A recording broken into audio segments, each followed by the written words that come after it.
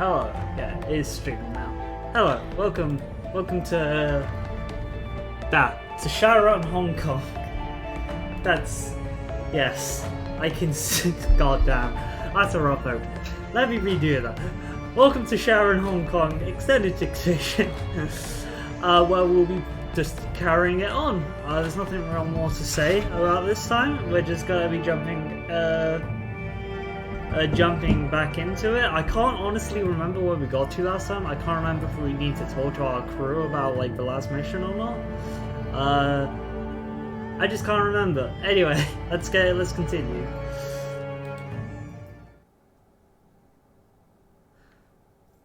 Yeah, we did this last time. I remember we went and got the money, but I can't remember. Can't remember if we talked to our team afterwards.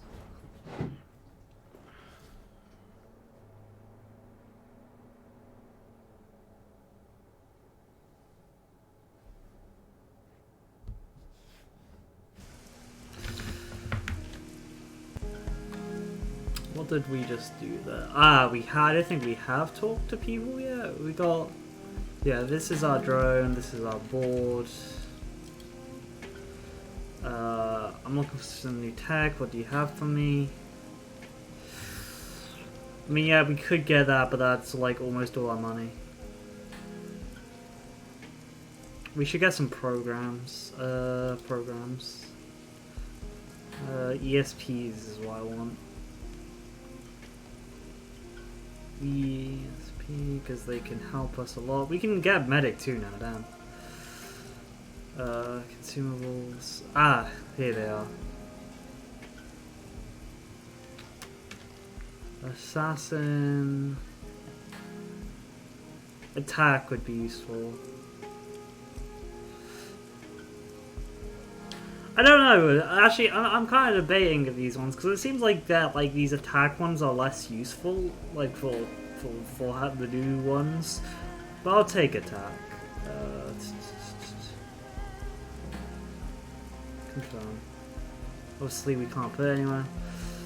I got some murder here for you. Never mind. Okay, see you later, Law. Okay, you gotta go. Okay, cool. I don't believe there's a drone. I believe we already talked to the drone guy. I believe we have.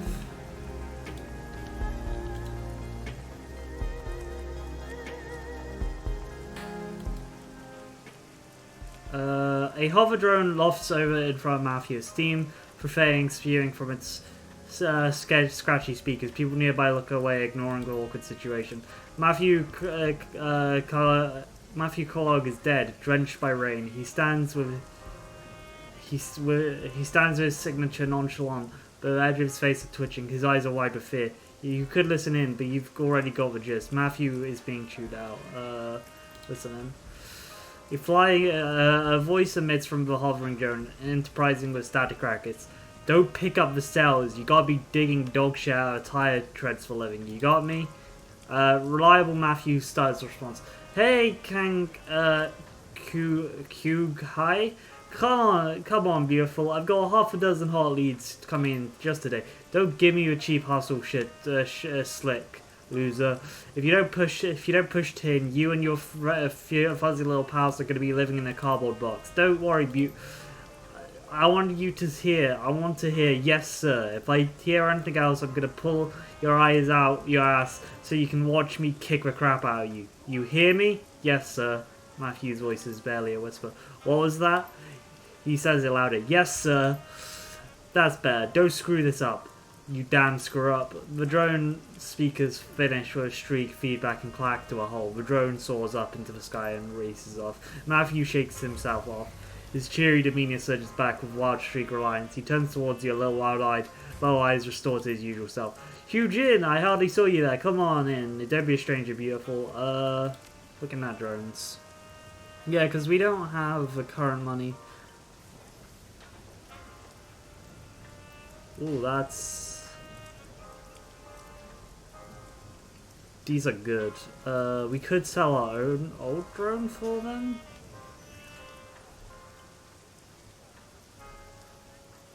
Just looking down. Military vest.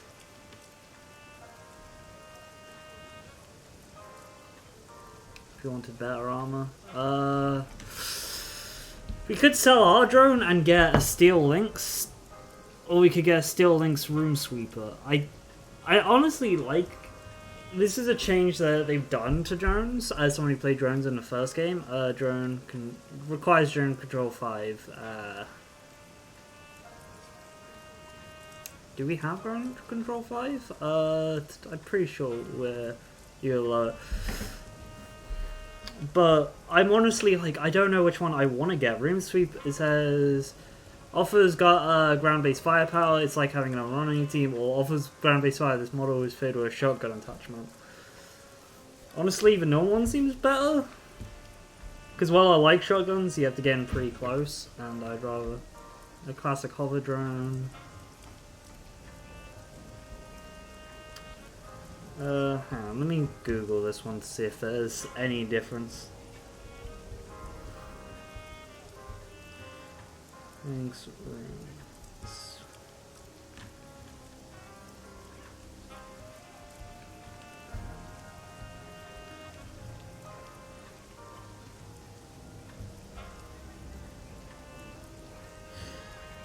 Ah, okay, cool.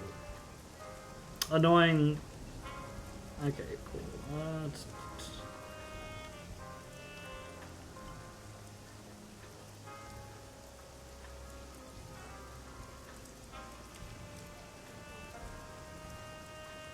Okay, The only difference is it seems like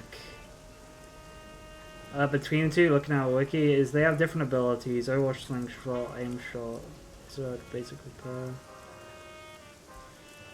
Is Steel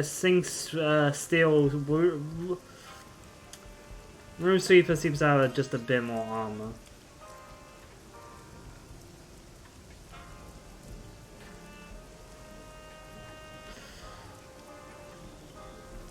Which is fair enough. I mean, we could sell our original drone and get this equipment. Because that is... We do need to upgrade our deck, though, because we can't get much with this. If we sell that, we could get a Room Sweeper, which I think is what we're going to do. Do we get Room Sweeper or normal one? Because it's about, like... Because I do think shotguns are useful, but also, like... Hey...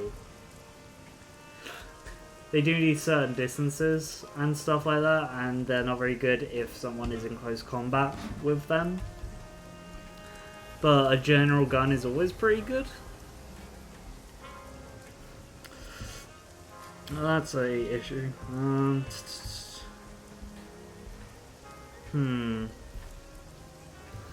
thinking. A general one would just... I mean, if it's true that this one has more armor, that would be more useful. And we've already got we already have Raptor's drone for close combat at medium.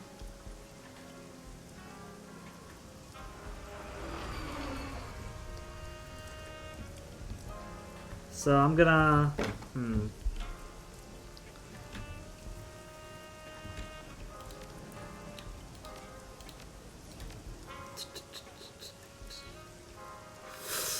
Oh, which one? Which one is a big issue? I guess we'll go with, yeah, we can't get the next level, sadly, it seems. We'll go with,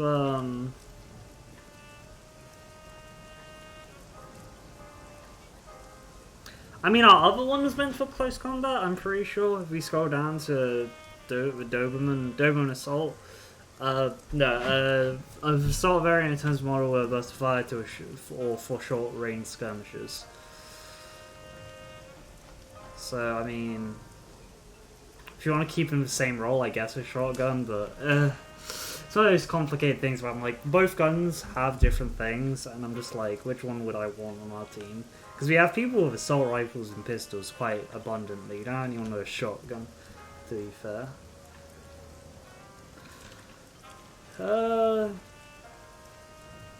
I'll go with this. Yeah, confirm.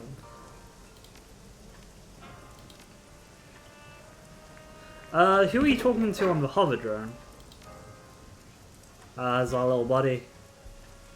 One of my suppliers, Kanjin, really good businessman, sharp guy, sees the opportunity where most see broken parts. Funny guy, makes me laugh my ass off. What's your business arrangement with how you pronounce his name? Hi. I sell on commission. Got to keep those old bolts moving. They don't earn. They keep sitting in the garage. You don't own most of these drones?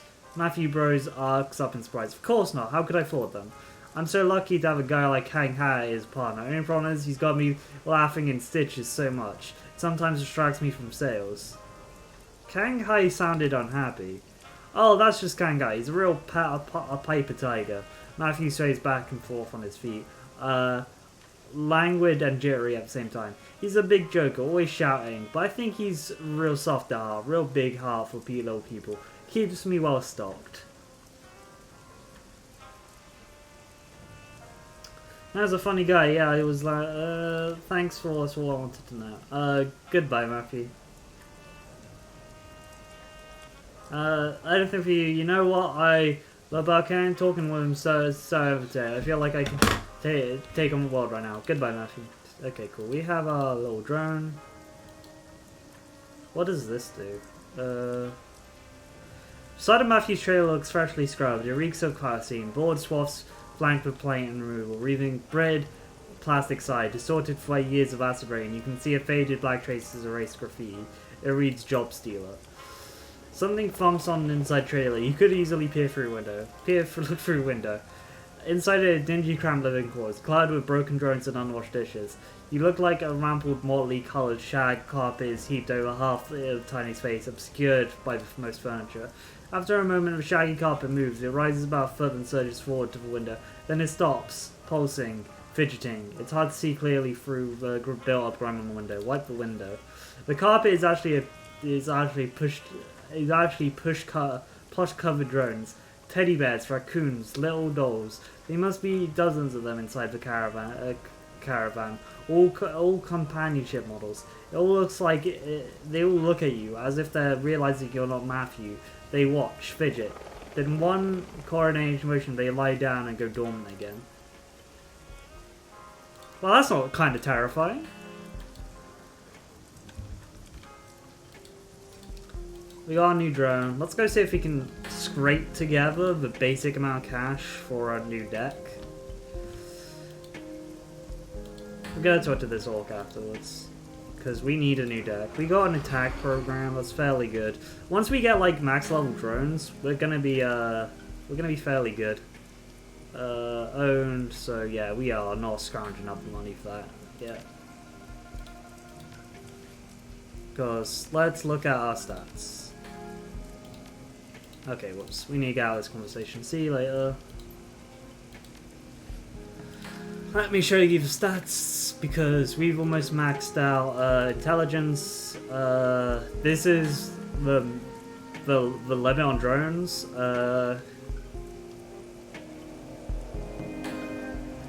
There's nothing above here. There's stuff above here, which is useful. But, you know. That's the limit, and that's the limit on that. Once we manage to get to this point, 7, which we're gonna get to fairly quickly, because this is all we're going into, we'll be able to pick up the drone we need, and the deck we need, and max level drone deck for us. This is like the tier drone. I feel it's more important to keep drones up, because deck we can rely on our own player skill a bit more. A diminutive female orc regards you as a sharp, challenging look. The fierceness of her expression contains starkly with her sweet, rounded face and neat bob. She flexes her cyber fists. She fires off a rapid fire approach in a thick Filipino accent. Why are you staring at that? Didn't anyone teach you manners? She plants her fists on her leather-clad hips and jolts her chin out at you. Relax, I didn't mean to stare. She gives you an unwavering sidelong glance. You're a stranger on my turf. I expect people to be civil to one another. No offense intended. If you insist, I apologize. She blinks, her jaw unclenches. It's alright, I can tell you're a newcomer. I just feel a little protective of my part of town. A Volk looks you up and down. Finally, with a gruff nod and introduces herself. I'm Rosariza Inchiko, or to the members of my community, Cherry Pink. I specialize in transport missions and nanny services, and occasionally Shadowrun for walking around money. I can also fry up a mean batch of lumpa, but you can't have any unless I like you. Cherry Pink seems like a odd choice for a street name. She growls at you. It's bondified Filipino nickname. Unless you want a mouthful of fist, you'll show her some respect.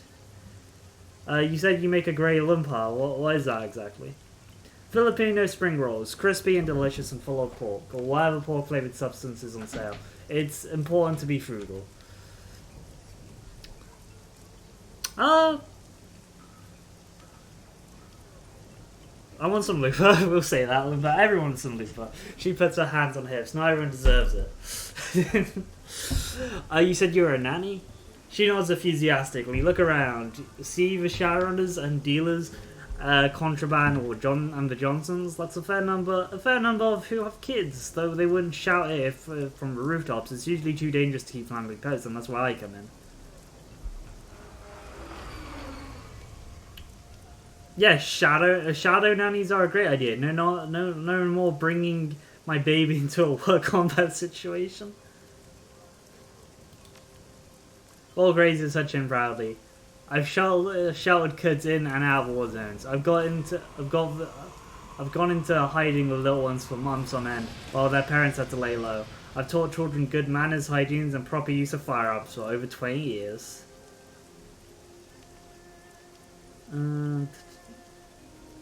Wait, you taught kids how to use weapons? I show them how to use weapons safely. She jabs her finger at you for emphasis. What's dangerous is not explaining how the world works to them. The shadows, that is. These kids have to grow up fast. Weapon training is appropriate when you're living in a smuggler's den.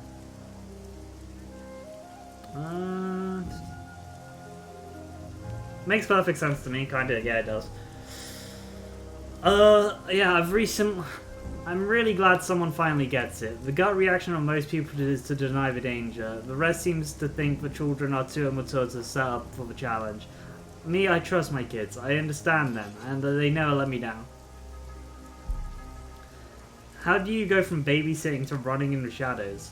Well, I used to take care of children for a waxing bigwig up in Peak. Turns out she was siphoning corporate funds to support both her gambling addiction and extravagant lifestyle. She got sloppy, and I stumbled across pretty damning documents as I was tidying her house. I couldn't unsee them, much as I wished, and I started to fear for my life. She was growing desperate, erratic, so I ran.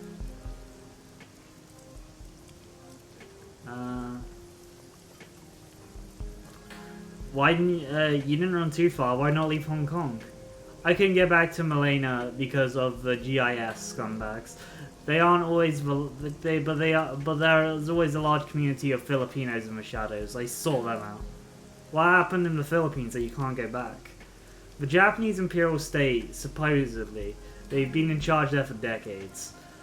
I was a little girl when they set up Imperial Marines. When they set up their Imperial Marines in. They destroyed my old neighborhood. I don't remember the event, but I still dream of the fire to this day. Supposedly in charge, you say. The Japanese ran up against resistance forces that came to be known as the Hook, nationalist neo-anarchists. But the resistance only gets its backing from a dragon, Masumura. While the struggle continues, the country can't heal. Never ever cut a deal with a dragon. Never ever cut a deal with a dragon is a common phrase in Shadowrun. Because dragons are insanely powerful and long-lived, and you don't you want to join the Hookah and free your country? I don't know the Philippines. I barely remember it. It's always been a poor country after decades of struggling. Is it a better option than Hioi? Sounds like you're getting off on the Philippines. She snorts and lifts her chin high. The Filipinos are a resilient people. I think Hook will triumph eventually, and I've got a Filipino community around me. I'm good. Thanks for talking for me a while. Not many people care to bother enough. How do you get your cyberware? Oh, there's always been a large community of Filipinos in Shadows. I reached out to them and pitched them off to send me off to Shadowrun. Now whenever I get a good gig, I give most of my earnings away, giving back to the community. Can't really judge, considering I just blew all my money on a drone and some decking equipment.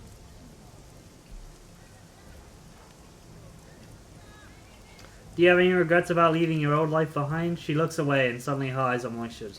I'm not sentimental about my old post, if that's what you mean. Lowell takes a deep breath and continues. But on Sundays, my only day off, I used to go and sit with the other nannies and housekeepers. We'd bring pieces of cardboard so we could sit on the ground under the shade under the bridges. We'd gossip, eat lupa and rice cakes, nothing special. But I don't belong in that world anymore. I couldn't risk the word getting back to my old employer. I miss my old friends though. Let's talk about something else. If you like, I should go. She nods. Be on your way then. We don't have much money for anything else, literally, so we might just drop off at the magic store, because they have some interesting things there, and, oh, this is the weird Spider Shen, the monk person. How are they doing?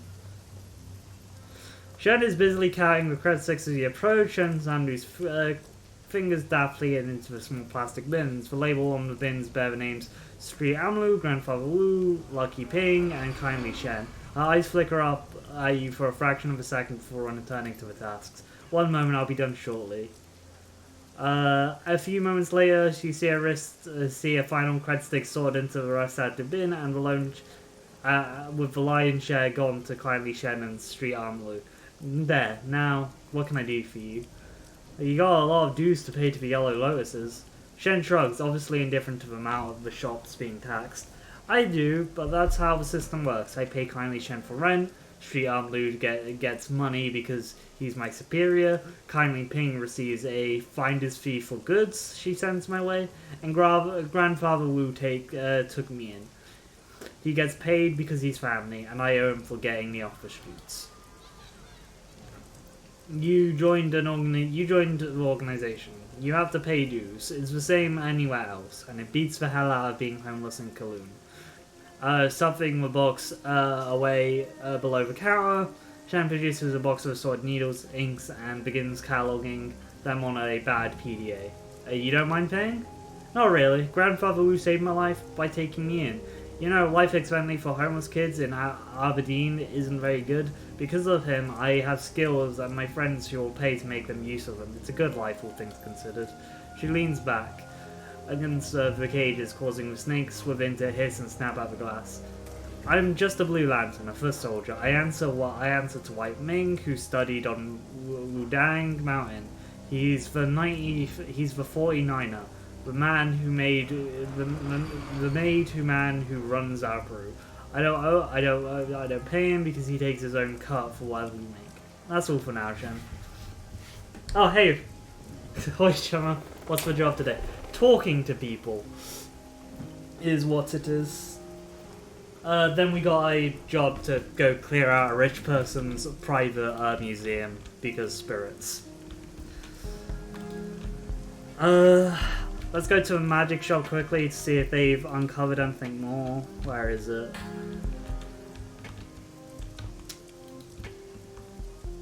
Where's the magic shop? There it is. Oh wait, I can talk to him again. God, there's so many people to talk to in this game. Our poor little drone. It's barely keeping up. Hey buddy, do you have anything more for me? Immediately upon entering, you notice the how the small magic shop is messier than before. Stacks on books occupy chairs, tables, and tons and tops of shelves. These seem to be even more than when you first visited, as if you just entered a paper factory and it's spawning season.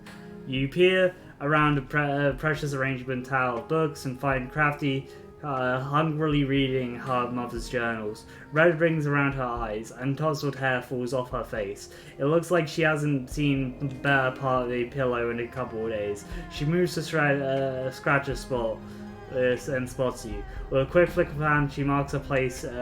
She marks her place in her journals. Well, welcome sight. You found anything? Not much. How about you?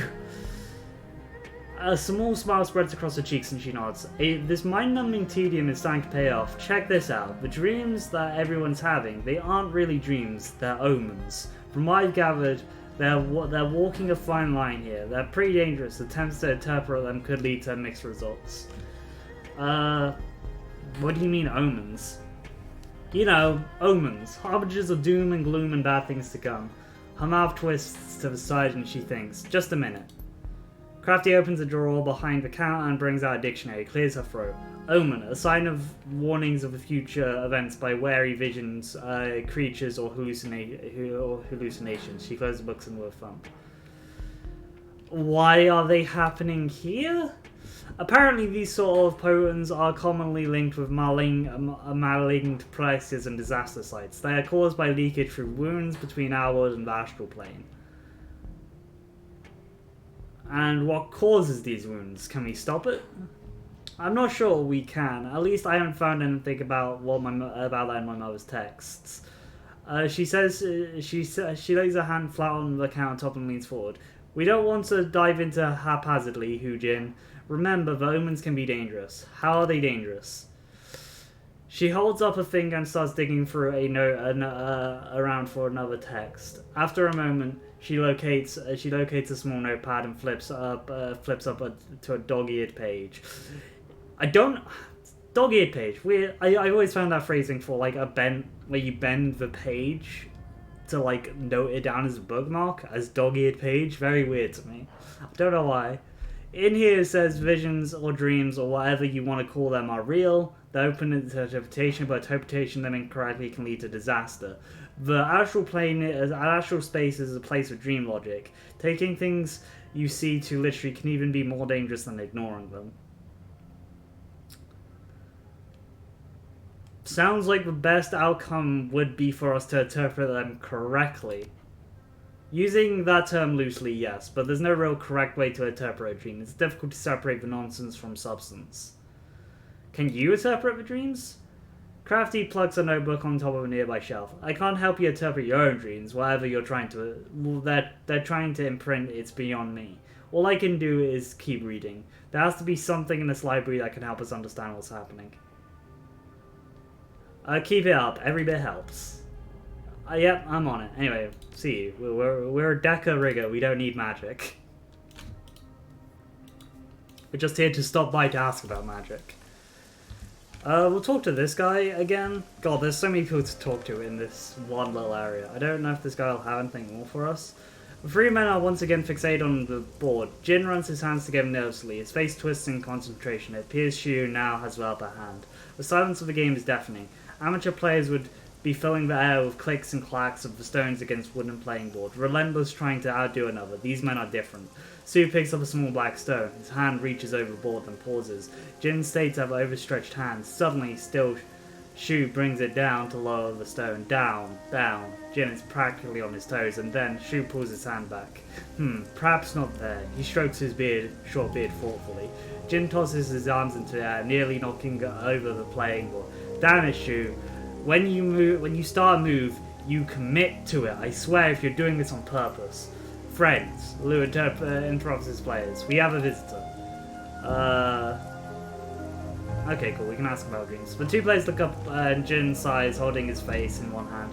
Mutters something beneath his breath. Shu fixes his eyes on you. He stares up unspeakingly. Generous smile and playfulness from before is absent.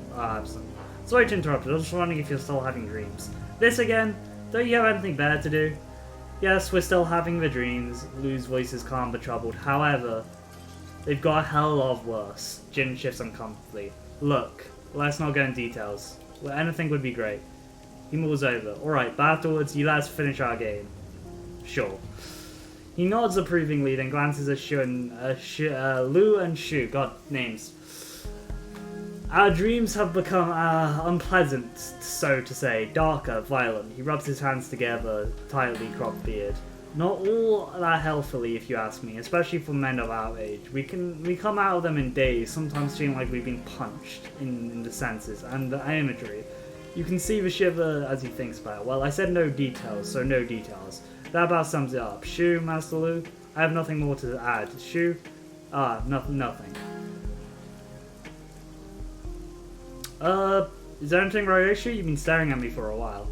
Shu continues to stare at his face pale. He opens his mouth, closes it. Seems like he's struggling for words. What's wrong with you, Shu?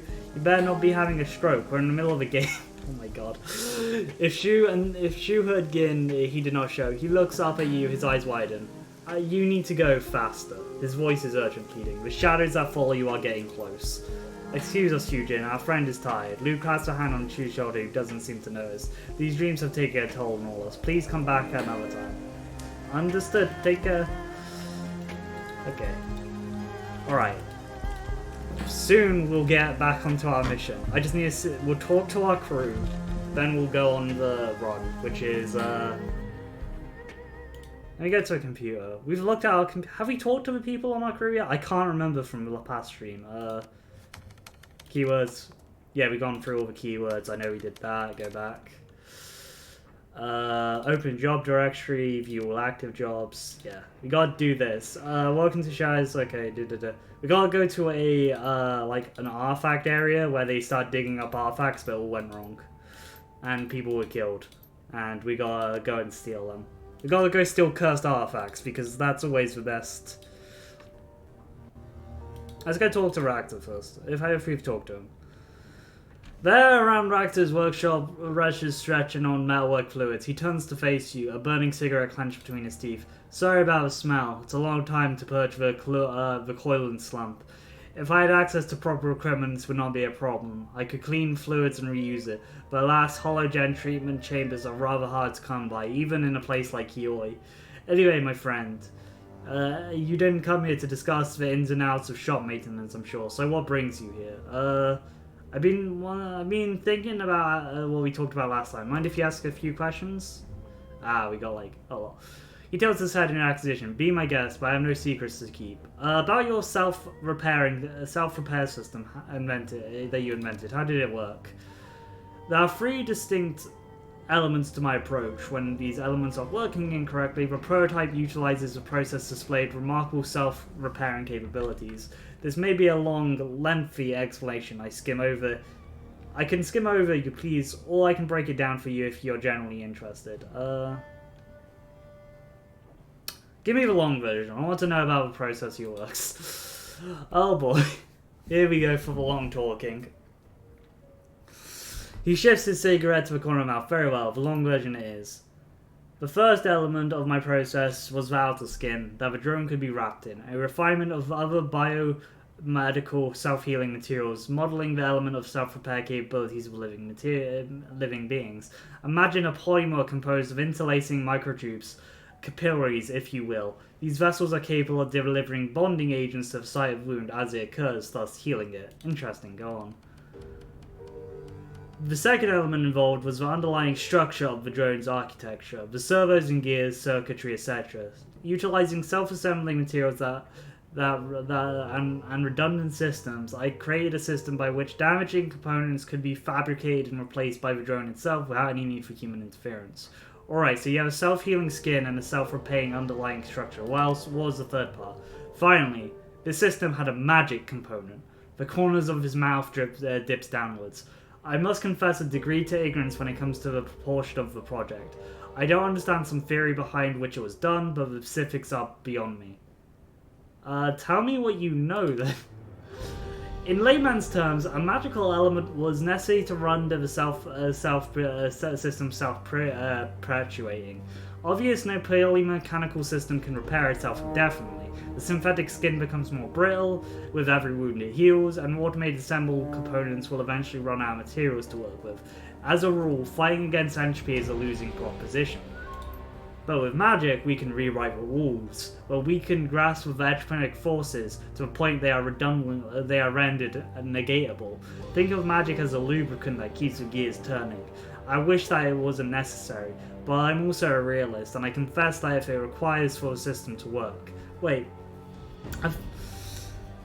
with my knowledge of Shadowrun, I don't know if you could actually build magic technology. I'm pretty sure magic and technology does not mix very well from what I remember. And this package of systems is what the former colleague stole from you, what you need to get back. Yes, given enough time and resources, I might be able to recreate the first two components of my system on my own. The magic component and forever will be completely beyond me. This is why it's important for me to recover my research and the prototype that was stolen. And we will recover them, of course, I have no doubt. What do you think about the post-human future, what a post-human future would mean? Freedom.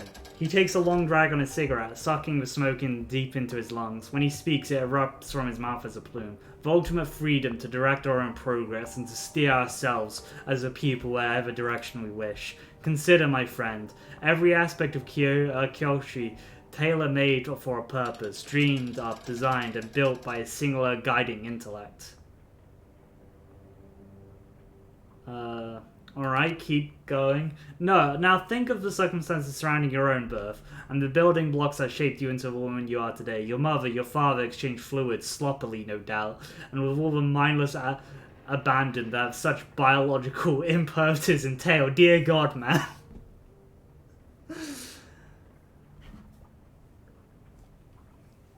I don't want to think about that.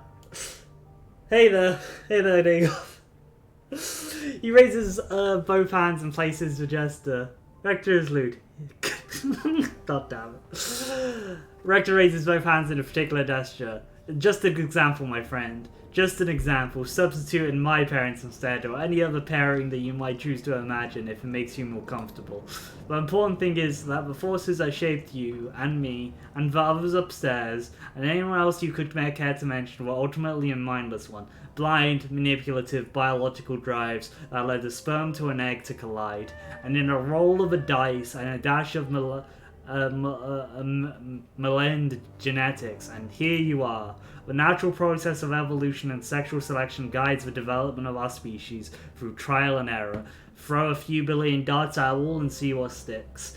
If the future that I foresee, this process will be retained, will be reined in, guided by our own controlling intellects. To co-opt an antiquated phrase, the myth of intelligent design will be reality, and we will see be our own gods, reshaping ourselves as we see fit.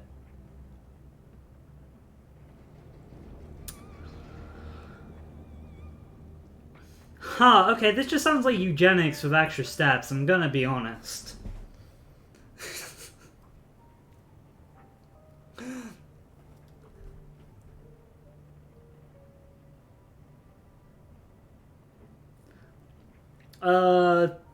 Tell me, what does this have to do with post-humanism? Step back for a moment and imagine a future which we have fully integrated machines. Really, imagine it. There will be no niche that we cannot fill. We can guide our evolution, tailor ourselves to whatever environment we see fit. We will no longer be slaves to the selective process that have decided our development since time immemorial.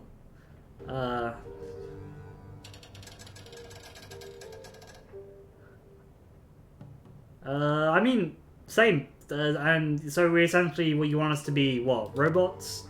No, I suspect there must be some degree of biological component to make human life, a degree of randomness, the possibility of mutation. These are good things, and even if we could shed them, I suspect we shouldn't.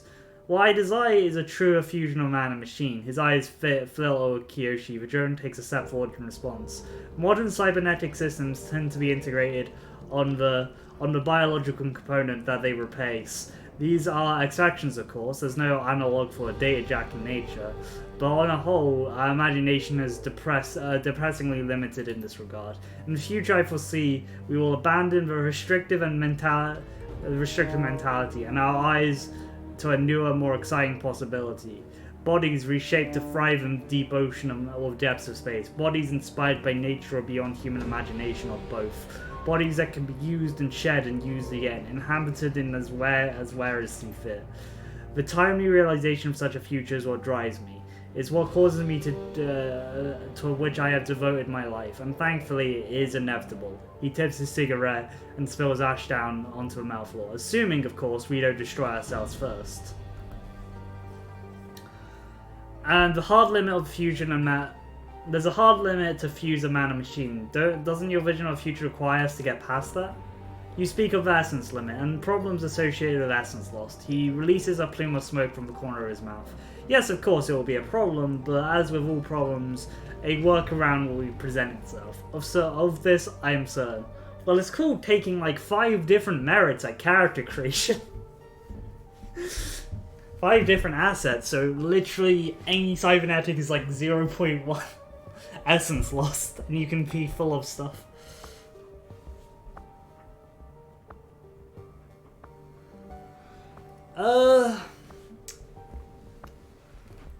Are you,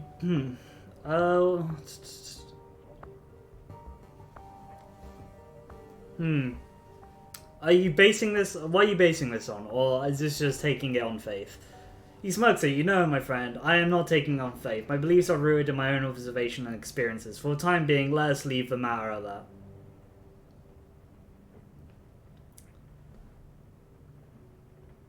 So this post-human future you're trying to bring about, what role would a drone like Kyoshi play? A smaller one to the role that he plays now, I imagine. He's designed for a purpose, after all. That said, I can see techniques that went into designing and fabricating have much broader ranging applications. That's not how you pronounce that, but you know. You're pretty attached to that drone, aren't you? You've even assigned its agenda. You keep calling it him. Of course, Kyoshi is very close to me. As if unclear, the drone scales forward, the hardened tips of its claws streaking across the metal floor. It comes up short, just in front of you, the strange mechanism chittering, rising from deep within its chest. It's like a cat, but its claws can render your flesh from your bone.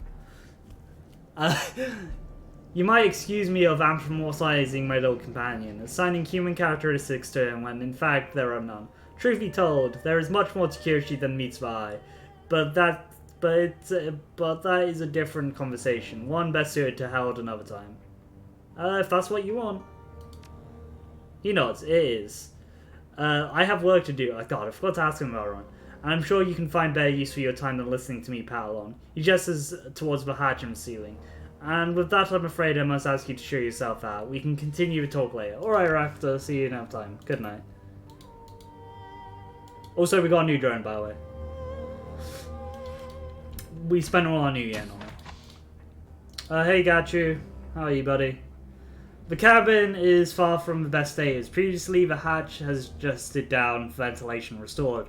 Bunks, jocks, and parts are still stacked and neatly arranged, and Gachu's small amount of personal gear is tucked away in the corner. There is a small mat in the center of the cabin that looks like it doubles over as both a rug and sleeping pad. Gachu states sitting in the lowest position, his eyes closed, his fingertips resting on the braille reading. At least you don't have to gain 500,000 to give information in this one. That is true. That is true. PDF. The device fills the room with a soft clicking from the pin combination as you approach. He lifts his hands from the reading service. Hello, Hyujin. I have is something I can assist you with?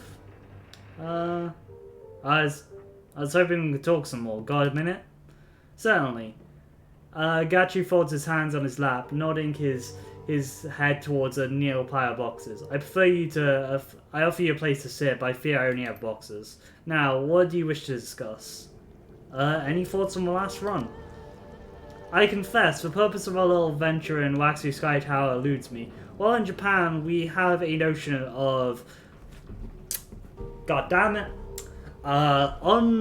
On my on my Odo. On Maido. I don't think that's how you pronounce it. On Maido.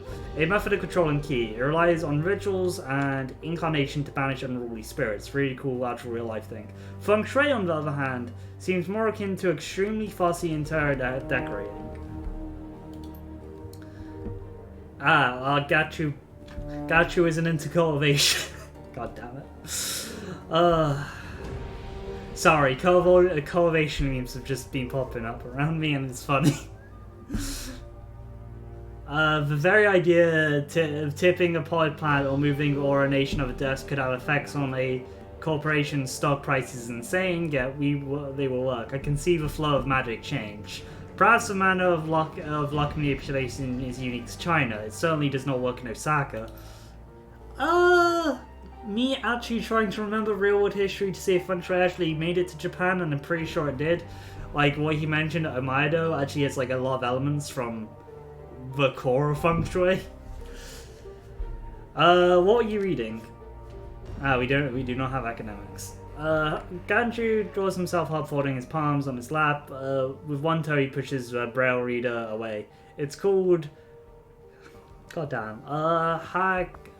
Hagakure, Hidden Leaves, written by Yamato Sumatomo, as a treatise on what it means to be a samurai, and how one should serve one's lord. Required reading for Red Samurai, unsurprisingly. Looking for hidden meanings? I have memorized it, but sometimes I found reading the words reveal new meanings, yes. I may have left my old life, but my old habits are the hardest to shake. The author has a certain thesis. When there is a question of one's life and death, always choose death. Throw oneself into the fray with no resignation and act on instincts alone. My current state of affairs speaks to the truth of this robust more than any lesson in a dojo. What's the rest of the book about? Gachu takes off the points by flurrying the psychiatrist's fingers. It is partly a manual on proper behavior between one's lords, partly a rumination of the mindset required to be victorious in combat, and partly a collection of stories. Tatsumo believed that the truly embodied virtues of samurai adhere to be one's mindful of their path at all times. Never stop training. Always question one's actions, how one's actions reflect on the Lord. Above all, be prepared to do your duty instinctively at any time, no matter what the cost. That sounds like a dangerous path to walk. I am certain it is, but is why I chose. But what choice do I have? Without a cure for my condition, all I am is able to do is embrace reality what I have become. It does not seem like much of a choice to me at all. What does he say about a master samurai like you, or Ronin? Seven times down, 8 times up. Gachu smiles faintly, wrapping a claw on the hilt of his sword. More specifically, if a samurai has not been a Ronin at least 7 times, they have not truly lived as a samurai. Those who are different...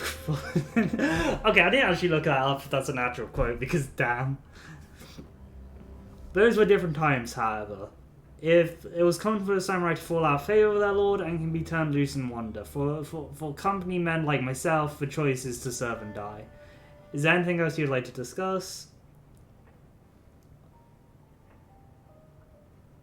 I want to talk more about what it's like to be a ghoul. Gachu cooks his head, his milky eyes narrow mirthfully. Perhaps for the evidently of killing me and collecting my bounty. Make sure you leave my face intact. I would prefer to be well-preserved trophy.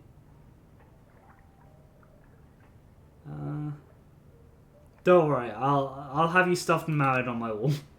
Gachu bares his teeth in a richest grin. You can hear a faint chuckle rumble in the back of his throat. Now that would be an illustration end to my career. A severed head decorating a leaking wreck of a boat, home to extremely private individuals who will never show me off. Can you sell me to a museum or something of that sort? He grows in serious, leaning back. If you wish to know about what it's like for me, ask away. I see no reason to conceal the detail of my condition. You eat people. What's that like? Gaji blinks a few times and cocks his head and stares up at the ceiling. What's it like to eat anything else, or for a diabetic to take insulin? If it is like that a fact of life, I have found that most people are revolted by the concept of eating the flesh of humans rather than the act of itself. Taking isolation of social concerns. Humans are no more or less animal than most mammals. The flesh can be poor or high quality depending on all the factors that you would expect, diet, lifestyle, etc. I prefer to prepare my meals as I would some sushi, lightly garnished and flavoured, but the emphasis on the taste on the base meat. Do I enjoy it? No, not especially. Some Japanese are fond of pork and chicken sashimi, but I've never been one of them.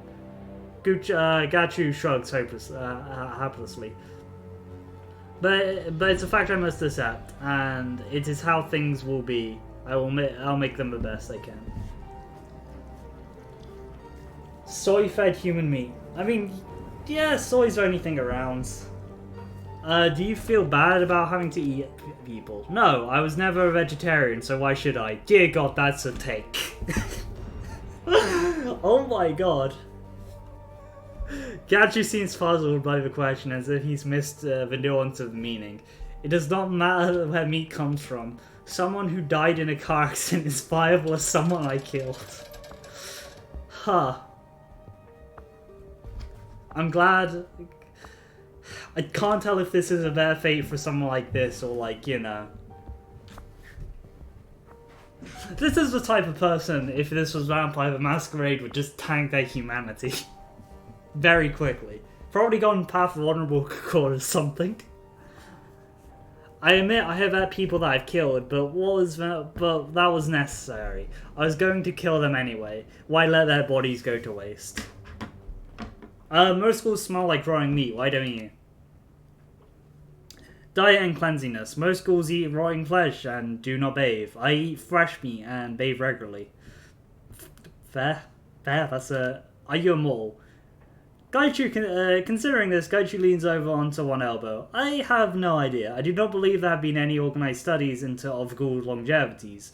Most strains of metahuman vampiric virus impact a semblance of extended life, but I do not believe that the Kaiga strain is one of them. However, I think it's more likely that I will die in combat than old age, no matter how long I live. It might be interesting to ask a doctor. To what end? I live by a sword and will die by it. I have no illustrations about the chances of growing old. Gaichu shakes his head dismissively. How would I live out my days? In a rural community, eating people who happen to expire on the nearby roads? That would not be my fate. How do you deal with your teeth? What deal are you referring to? Do you file them down into those points? No, they're actually new teeth, created by the infection. I suppose it's a natural advantage to have teeth better suited for a carnivorous pursuit. Let's talk about something else. Okay, we're going back onto his backstory. We're talking about your father bailing you out of jail. Ah, yes, I do recall you asking about that. Gaichu resists in powerful in long silence that follows. He does not continue. Is something the matter? No, Gaichu presses his lips and sighs heavily. No, everything's fine. I'll tell you what you wish to know. I simply have not spoken to my family in a long time. Are you close? Not any longer. I have not seen my father for many years, nor my mother or sister. I wish I could say that I miss them, but I feel that I hardly knew them after so many years apart. Yashago gave me an ultimatum after my run with the Susawa security. He told me that he had to cut a backroom deal with a rival Sasua to keep me out of prison. The charges would be suspended if I finished high school and studied in Kyoto University with an intent of joining Raraku. I did not. So Sasha would take me into custody and I would spend time in prison. I'm surprised he cut a deal at all. On some level I am as well. The sort of deals are made all the time between middle managers who compete across corporations, but they're always frowned upon. Usually they are also illegal. I think I took him for granted before that day. I had always taken my family for granted. Raised in Raraku family, going to Ranraku schools, I always had a sense of place, of belonging where I was. The thoughts of all that vanishing, I simply could not imagine. Suddenly, the reality of my actions became clear. Gachu runs his finger across his bald scalp, smiling distantly. From then on, I tried to be the son he wanted, and he seemed glad of it. We grew much closer over the next few years. He took time to visit me when I was living in Kyoto. Would that be unusual? He was a very busy man in those days, a lot of responsibilities, and very little time for himself. He was impressed that I could carve out so much time as he did, just to go camping with his son. A lot of nice wilderness in that part of Japan, I bet. Very much so. The land around Kyoto is protected from development due to their historical and cultural significance. Most of the mountains are considered sacred, so the Daya claimed the national preserve. We made several trips to the area between Kyoto and Nara, around the villages of Ida. We camped in the mountains above it. We would hunt wild deer and boar there using my family's ancient arquebus. That's a strange choice of weapon. It's a choice of expediency. It's nearly impossible for a private citizen to own a firearm in Japan, which is why so often you read about yakuza attacks involving swords and cleavers. As the Tanishima my family owns from the 18th century, it is exception from ordinary regulations. I don't know if that's actually true in Japan, whether like 18th century guns are considered exempt or not. But cool. Gachu chuckles softly to himself. Perhaps ironic. Hunting with my father, I learned how to preserve raw meat. Strange to think that such activity served as training for my current state of affairs. So what's the process? How do you prepare it? Soak the meat in brine water, simmer it to a low heat for several hours, let it cool, repeat the process over several days. It cannot get too hot or I'm unable to eat it. This process brings out the choline in the meat. When it is done, I spice it up with ginger and soba pepper. Again, not too much. Mundane food is anathema to me. Sighing happily, Genshu stares off in the distance. When he looks back, he smiles broadly at you. Those are the good days. I'm sorry I cannot go back to the time. When one joins the Red Samurai, one must give up all attachments to one previous life. The company, the code, the unit becomes your entire world. Even your family ties has to be cut off? Especially those. Anything that could distract you from a mission must be purged. Commitment to the unit and the company must be total. Applications must be human, Japanese, and utterly devoted to Renraku. Your unit becomes your family. Your commander, your father and mother. Your teammates, your siblings. Red Samurai are not allowed to reveal their identities and position to anyone outside special operative groups. Even if we wanted friends outside the unit, we could not have them. Dear God, Renraku. So, did you end up joining the Renraku military? Well, yeah, he's a Red Samurai. A fair question, given my useful indecision. Gachi leans back, his blind eyes turning to the ceiling. Are you familiar with Kampatala? No, what's that? The Kampatala are a political arm of the Japanese military. Much like commissioners of the Soviet Union, they are responsible for enforcing political and social orthodoxy. This is not within the army, mind you. They also enforce certain laws and regulations to the general populace. When I enrolled in Kyoto University, I studied global security and political science. Okay, that took me... I did not expect that, but alright. It's a major generally used as a gateway to private security postings, with both government and corporate militaries. I knew I wanted to fight. I was a young man and my blood was always up. One of the requirements that was students to join the youth brigade of the camp... God, I'm not even going to try and pronounce that again. The Youth Brigade is a bit like the ROTC in North America, the Young Falcons in the 6th Sox National, or the District Officers Program in Republic of Korea. Membership leans to be soldiers while actual joining the army. They perform community services and promote civil pride. Performance and prestige in the counter used to dictate later in job positions. A bit like a good internship. You have to be a good fascist to get a good job. Oh my god. I mean, not wrong with how Japan is predicted, and yeah, no, we'll say that. That's an indelicate way of putting it, but yes, I believe the purpose of the youth brigade is to teach students to glorify the state over itself. We did as we were taught, such in a way to authority on the youth. Kind of shrugs indifferently.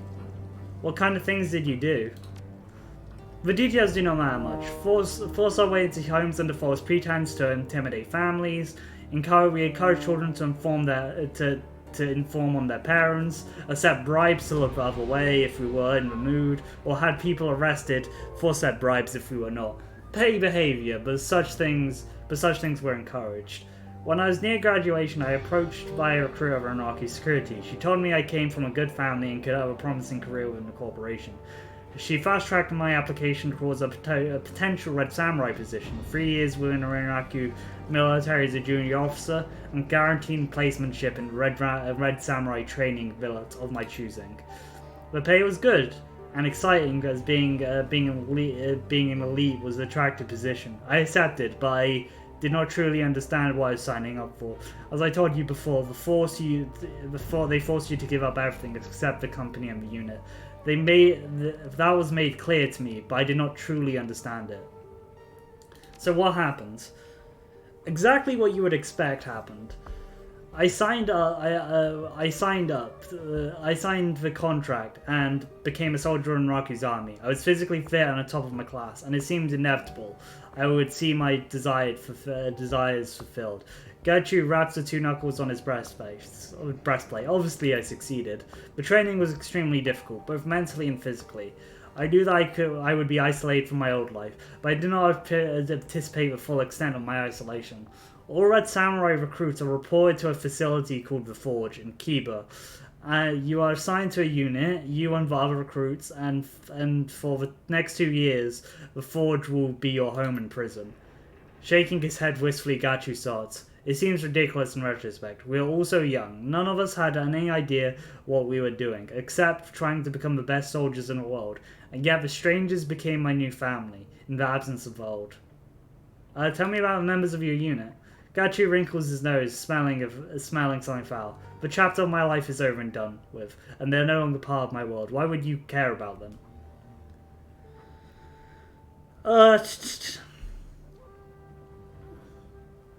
If they're still hunting you, I need to, you said they were your surrogate family. That's important. You make a wise point. Commanders should know themselves as well as they know themselves. Very well.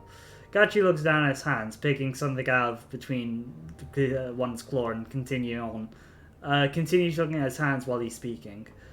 When I was young, I would have more readily cut my fingers than tell you what you ask. You must remember, the secrecy is absolute among Red Samurai. Your identity becomes secret, erased from any database that connects you to the Red Samurai. You are only a code number when you're in the field, and your given name is only known to your commander and your unit.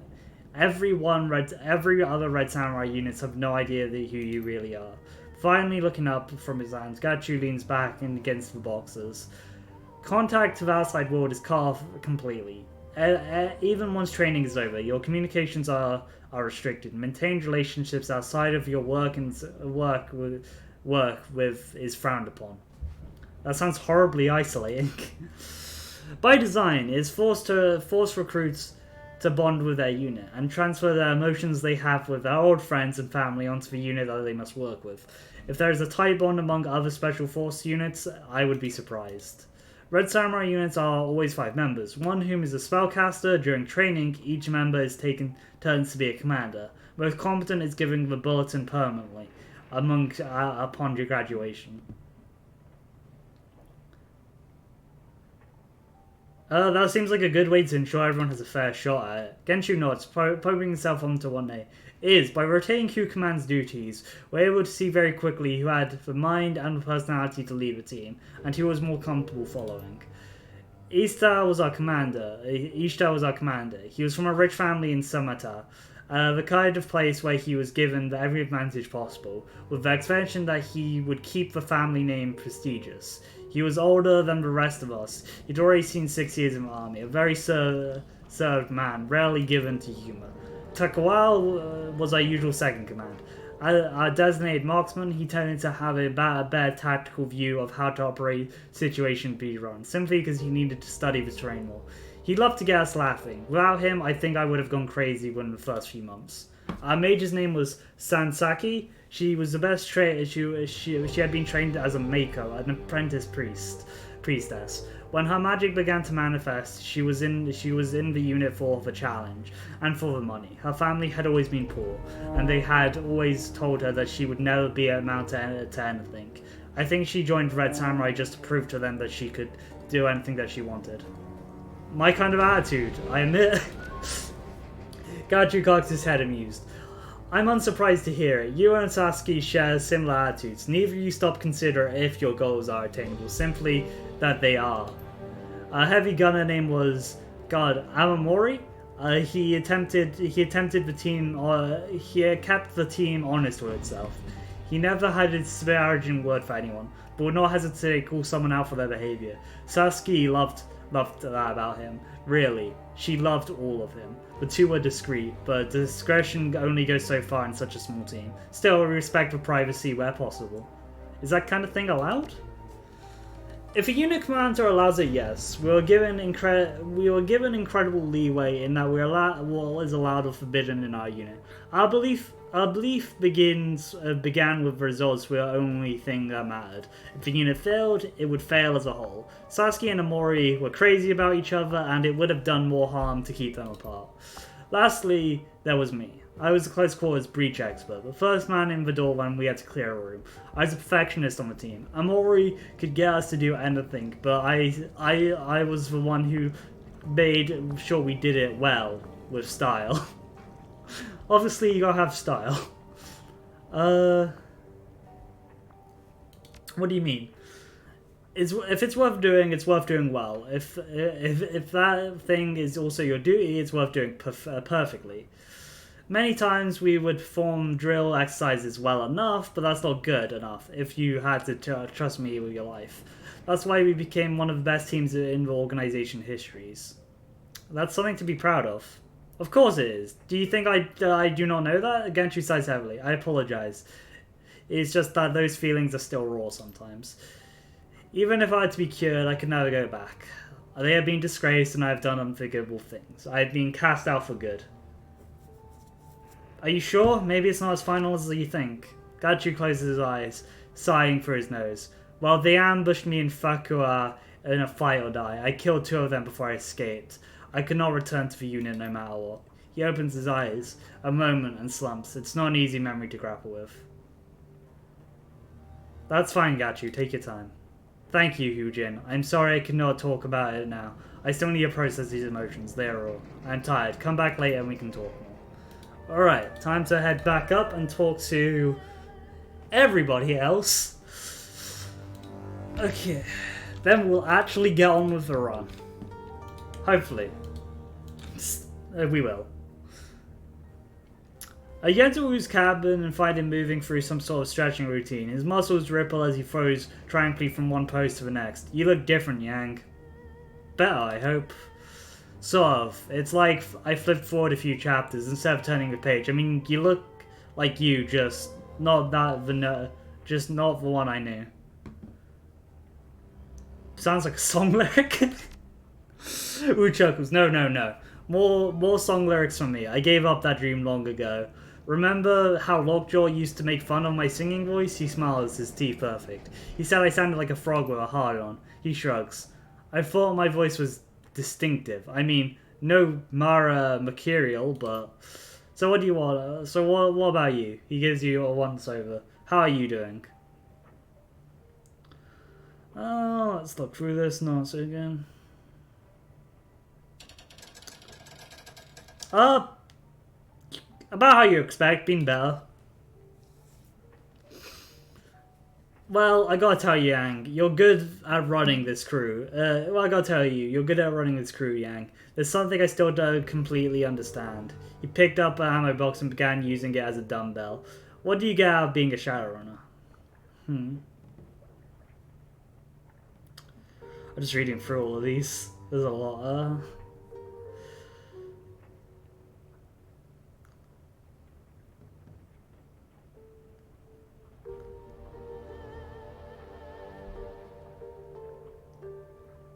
I will go with freedom. Though technically it's freedom, or it's about seeing how the world really is. Yeah, we'll go with seeing about how the world really is underneath the veneer. Most people don't want to know how the sausage is made. Shit's fucked up bad. Yeah, sorry. Shit's fucked up bad. You can see it right there from the outside. No need to look beneath it to see it what's inside. You're not gonna like it. Even if you are the type that needs to know. What the type that can't help but look into the abyss. What do you get out of it? Odds are you're not gonna get. You would get nothing much than a shorter lifespan. The trade-off doesn't seem worth it to me. At the end of the day, what are you? A Shadowrunner, a disposable asset, sinless, serving through the cracks of society, doing jobs that are too dirty for corporates to do themselves. You don't even appear to be appear on a corporate balance sheet. Runners can do more than that. They can move their own agenda, fight the power. I've never heard of a story where a Shadowrunner did something other than kill someone, steal something, or perpetrate something some other sort of shady shit. But good luck with that. We'll watch its years waiting for you to say something. You thinking about getting chromed up? That's a weird question to ask out of nowhere. With Cyber, he shakes his head. Oh god no, how many times are you gonna ask me that? And at least a couple of dozen times. You always have the best reaction. Wynn grins, his teeth there blindly white. I told you one time. I was thinking about it when I was 13. Let it go. I'm not gonna pollute my body with that shit. You? You never know. I always thought about it. I thought I might go for it if you had a good enough. I always thought you might have if you had a good enough reason. Just be careful. I heard some stories about folks who went too far with it, lost themselves. I want to talk about you and me. He rests his eyes on you from on his face neutral. Yeah, I guess this is good at times anyway. Start as anyway. You start. You're not acting like the Duncan who I grew up with. What made you decide to become a cop? I needed structure, bad. You know it better than anyone. I was already hardcore when we met Mr. Ultraviolence. I did anything to get a rise out of the guys I was rolling with. Gouging eyes. Inverting kneecaps. Curb stompings. That shit got me cheers. I was like a pit fighter. Bloodletting for a crowd, and I learned to enjoy it. But I never learned how to block out the memories of the screams when I was lying in bed at night. The guilt still eats me alive. And then I was scared to be alone with my thoughts, so I tied them down. So I tried to drown them out with things that you drown things out with. I remember you were pretty messed up when we met. He shakes his head sadly. Yeah, it was. But I got better when we found a squad together, and even better when we went to live with Ray. I was still a violent son of a bitch, but basically under control. That was because of you, Eugene. You're a voice of reason in the brains. Me? The brains? Don't pretend you weren't the leader. You always know how it was. When we ran the streets together, I saw the muscle. I was the muscle, and you called the shots. You pointed and I hit. But later, after Ray got me through some counseling, I realized I let you call the shots so that I wouldn't have to, because I knew that what I wanted was wrong. I followed your lead. I was deflected by my own guilt onto you. I could just knock your heads and walk away clean. You know, don't look at me. I'm just doing what I'm told. And then you left. Without you there, I knew I was in serious trouble. The idea poster boy for anger management issues. Raymond can provide a stable environment, a decent therapist, and money for prescriptions, but you know Raymond, he's an egghead engineer with a philosophic streak, not a drill sergeant, and the drill sergeant is what I needed. I needed structure and discipline in a way that he can offer me. I needed a cage to keep myself in line. So I found myself a cage, made some rules and procedures, and trained. Lone Star. Raymond helped me with my application and provided me a decent character reference. I got in and it helped me a lot. Lone Star got me where I needed to be, and now it's all gone, and you're back. Seems like Clara's death hit you pretty hard. We'll continue stretches. She was a good one.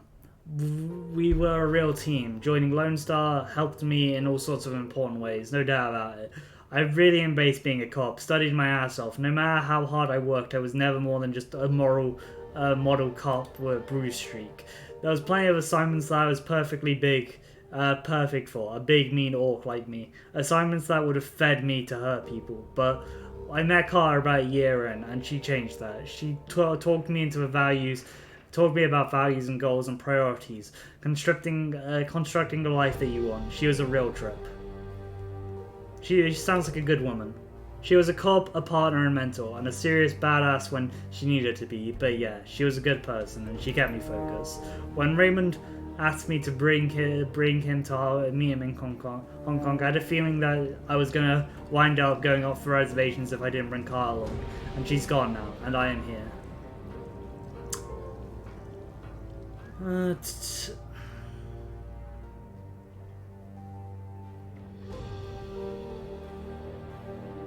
I'm gonna say I say that you can honor the memory by showing her how much you've learned.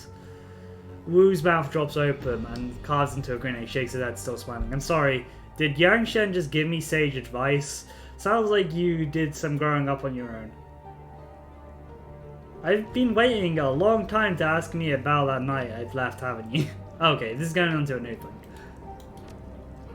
Wu chuckles and hooks his thumb into his belt. I guess I have, yeah.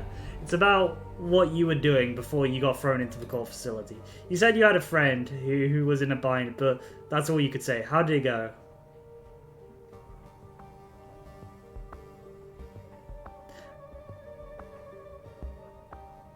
Huh. Well, it's fine. It went fine. It was a cakewalk, really. Nothing to talk about. Whatever you say, Yang.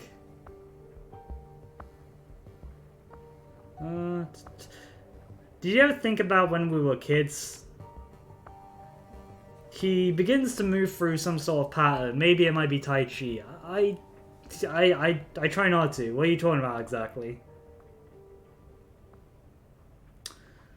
The squat in the Barrens on leeway.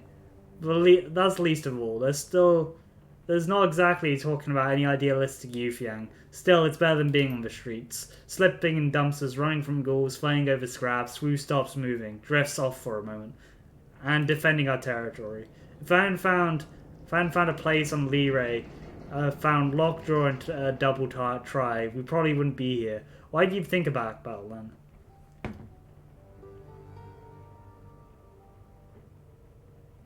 I don't know. I guess I was thinking about anywhere but Hong Kong. Wu returns his patterns. He manipulates the imaginary soap bubble between his hands. Yeah, well, going back to a time is uncovering a lot of great memories for me. We were living in between the red-hot nukes and the 162s. Crazy-ass dwarf island coast on one side and flesh-eating ghouls on the other. Those were the days you longed for? Long for? No, I was just thinking back that it's the same as now as it was back then. His raspy baritone fills the space between you and bridges it. Survive and watch each other's back. Yeah, I know. What do you think of Last One? I sat that one out, remember, Yang? Anyway, okay, cool. We can't... Okay, yeah, later. Later would be good. Don't get me wrong, catching up is nice, but I'm not used to being as social as this. But one of the other reasons why it's nice to work under Cara, we both appreciate long silences. Sorry, man. She seemed like good people. It was all good. She's gone, and I've accepted that. I guess it's just a big day. Anyway, good talk. Catch up with you later. Okay, only Isabel and Gilbert to speak to. Let's go to Isabel first. Then we'll get some rest and go on run. Isabel is jacked into the octopus. Her body sits inert, her breath shallow. As you approach, an imagined blossom onto the largest octopus screen view screen. Ah, that's cool. Hello down there. It's good seeing you again. She smiles down on you from monitor light. Outlined cylinder blue and white light. She looks peaceful, at ease. Nice avatar. Looks good on you. Isn't it? I spent months customizing this avatar. She feels more real to me than my own skin. You really feel at home in the Matrix, don't you? You look happy in there. I suppose that I am. It's comfortable, as long as I'm jacked in. I can be whoever I want to be. Whatever I want to be. Out there in meat space, I feel uncomfortable in my own skin. The avatar offers a lopsided smile. I'd probably just live in here if I could.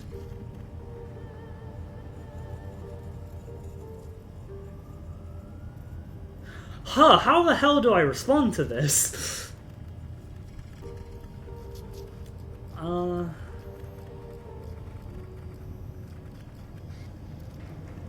I'm actually shocked because I'm like, this person just said they don't feel uncomfortable in their actual physical body, which we'll go with. I've heard with deckers who tried it. It turned out well. Dehydration is a bad way to go. I know, of course, I was joking, but truth be told, I do spend more time out there wishing that I was back in here. You're a decker, you must know what I'm speaking about, the freedom of it. It's hard to live in a cage of meat when you know how sweet it feels to leave your body behind. She pauses for a moment, considering, then the avatar smashes and fills the screen. A sigh crosses her face. You know, Hyujin, I've been thinking about the question you asked me a little while back. The one about the walled sea, the avatar fidgets. The one I dodged. You don't need to make a big thing about it, Isabel, it's fine. It isn't though. Not really. I cheated you out an answer that I owe you. For what it's worth, I wasn't trying to do that. It's just talking about Old Sea is problematic for me.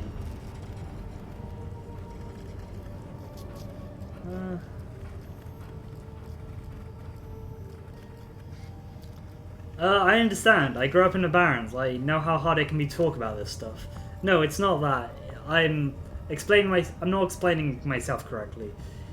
It isn't like that I'm tortured by bad memories or anything like that. The problem is that I can't remember my childhood. Lord C, the entire chapter of my life is nothing but a blur to me. I can give you general information about my life inside, but specifics of my experience are gone. Gone? What do you mean gone? Do you have amnesia or something? Something like that. The avatar fidgets on the screen. There are a variety of factors involved. The upshots of all of this were the upshot of all of this. There are the ones that I can tell you about, but there's only a few, and in broad strokes. I don't accept to have any personal stories. I can share them, even if I wanted to. So if that's okay with you, if you're satisfied with that trivia and urban legend, then we can talk. Just say the word. Otherwise, at least you know now why. Alright, how do you lose your childhood memories? The hell? Also, I really relate to, like, Isabel seems cool. She seems very relatable with her not being able to explain herself well. That's fairly relatable. Isabel Avatar frowns. I'd rather not go into it, it's personal. Suffice to say, I've never missed them, at least not until now. If you want to talk about it, I'm a good listener. She looks away. Great, I'll keep that in mind. Get to me where you can... give me what you can about Ward C, at least to the point anything would help.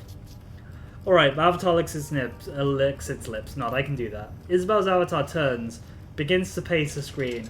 When she steps, spiderwebs of light spread out across the tiled ground onto the octopus's sculpted matrix hub.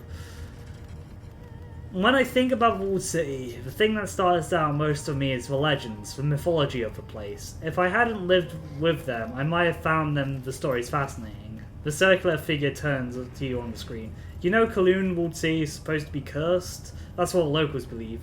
We had ghost stories and everything. Ghost stories. God, I wish I had academics. Yama Kings, hell yeah! Sorry, my brain. Shadowrun.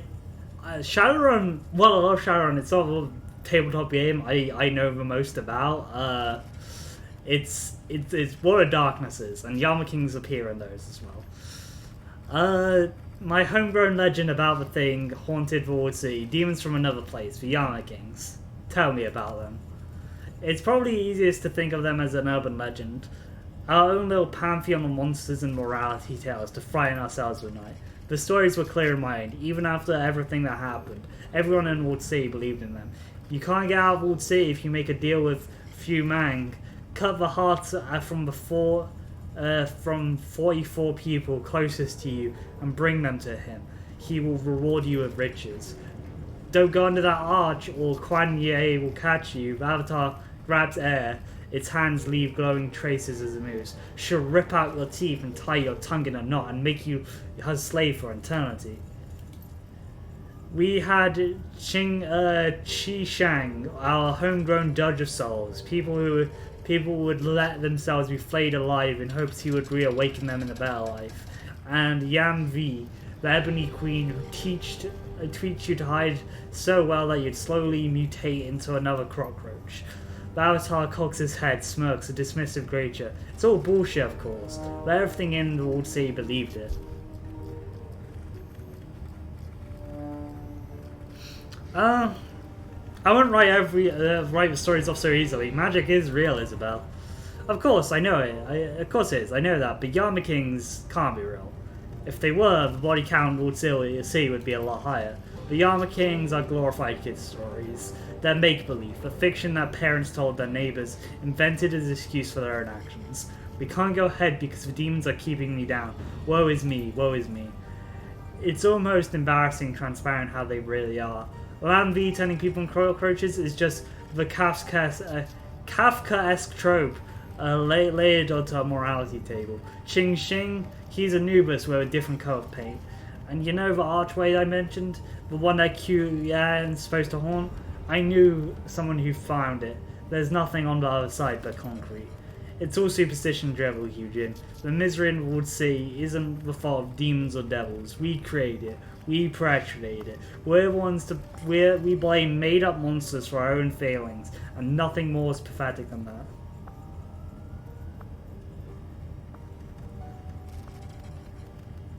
It sounds like you're less trying to convince me than it does trying to convince yourself. I don't need to convince myself of anything. I'm telling you this for your benefit, not mine. Anyway, that's enough for now, huh? Oh, sorry, I just out of breath from talking so much. I'm sure that gives you plenty to chew on. My obligations to Yance is satisfied, I think, so let's talk about some else time. Can you think of anything else that might help us? I don't know, maybe. I'll put some thought into it. The avatar pauses, turns away. After a moment, Isabel's voice pours through the treat speaker. On a second thought, maybe I do. Are you open to working on... taking on more work?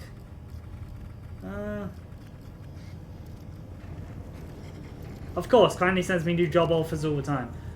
This wouldn't be a work for Auntie Sheng. Think of it as a side gig that you'd be doing for me. I think I've got a line on some software that could help us. I can't get it on my own, though it's a two-person job at least. What kind of software? It's kind of hard to explain, but it's easier just to show you. Trust me, it'll help. I have the run planned already. I've done the legwork. I know the location. I know the target. Just say the word, and I'll send everything I have to the mission computer. You can look it over, weigh it, and decide when you want to do it. Alright, deal. Send the file. Isabel avatar closes its eyes for a moment, then opens it with a smile. Done. You find the permanent documents waiting for you in a box. If you decide to accept the mission, I'll check the box in. I'll just check the box in the message and ping my comm link automatically. Alright. Can't wait to find out what it is all about. I'm sure the brief will satisfy your curiosity. Trust me, Hyujin, this is a good job with a solid plan behind it. You'll see it as soon as you read it. Speaking of which, you should go do that now. When I get around to it, I will. Alright, but don't keep me waiting too long. And is there anything else that you want to talk about? Isabel wasn't on the last run. Okay, cool. We will do that run next stream, probably. Let's go talk to Goga, and then we'll carry on with the game. Goblet looks up from a dented tin of oysters. Sounded by the approach, sounded by sound of your approach. Her rat's madness and folly scurry from her hips and to her shoulders. Two sets of beady eyes fixed it on you. Hey, Sal, oysters? She spares a grey lump of seafood with a fingernail extending to you. It smells like low tide and midway pile. Yeah, evil oysters. Sure, why not? You pop a rubbery wad of flesh into your mouth and chew. The explosion of lukewarm brine is your reward. Good, right?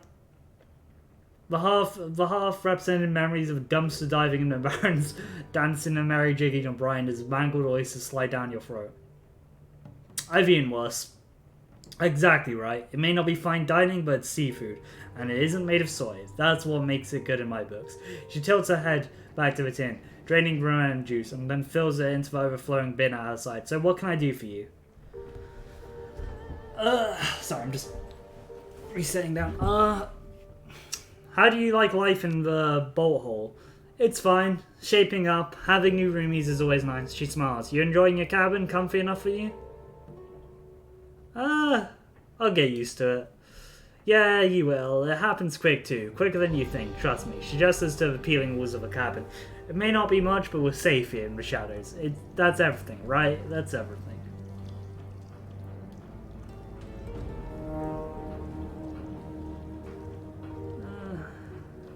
That's true. It's handy having a mob boss on our side. Yeah, handy. Auntie Shane's definitely that. She half rounds. Don't know if I'd say that to say that she's on our side though. Yeah, I know what you mean. Of course you do. Let's change the subject, huh? I'd rather not think about an old woman right now. You know, the bolt hole is a pretty mediocre name for a ship. Ever considered changing it? Yeah, sure. Considered it a bunch of times. I never really cared enough to actually do it though. She shrugs. You want to call it someone else? I'm open to it.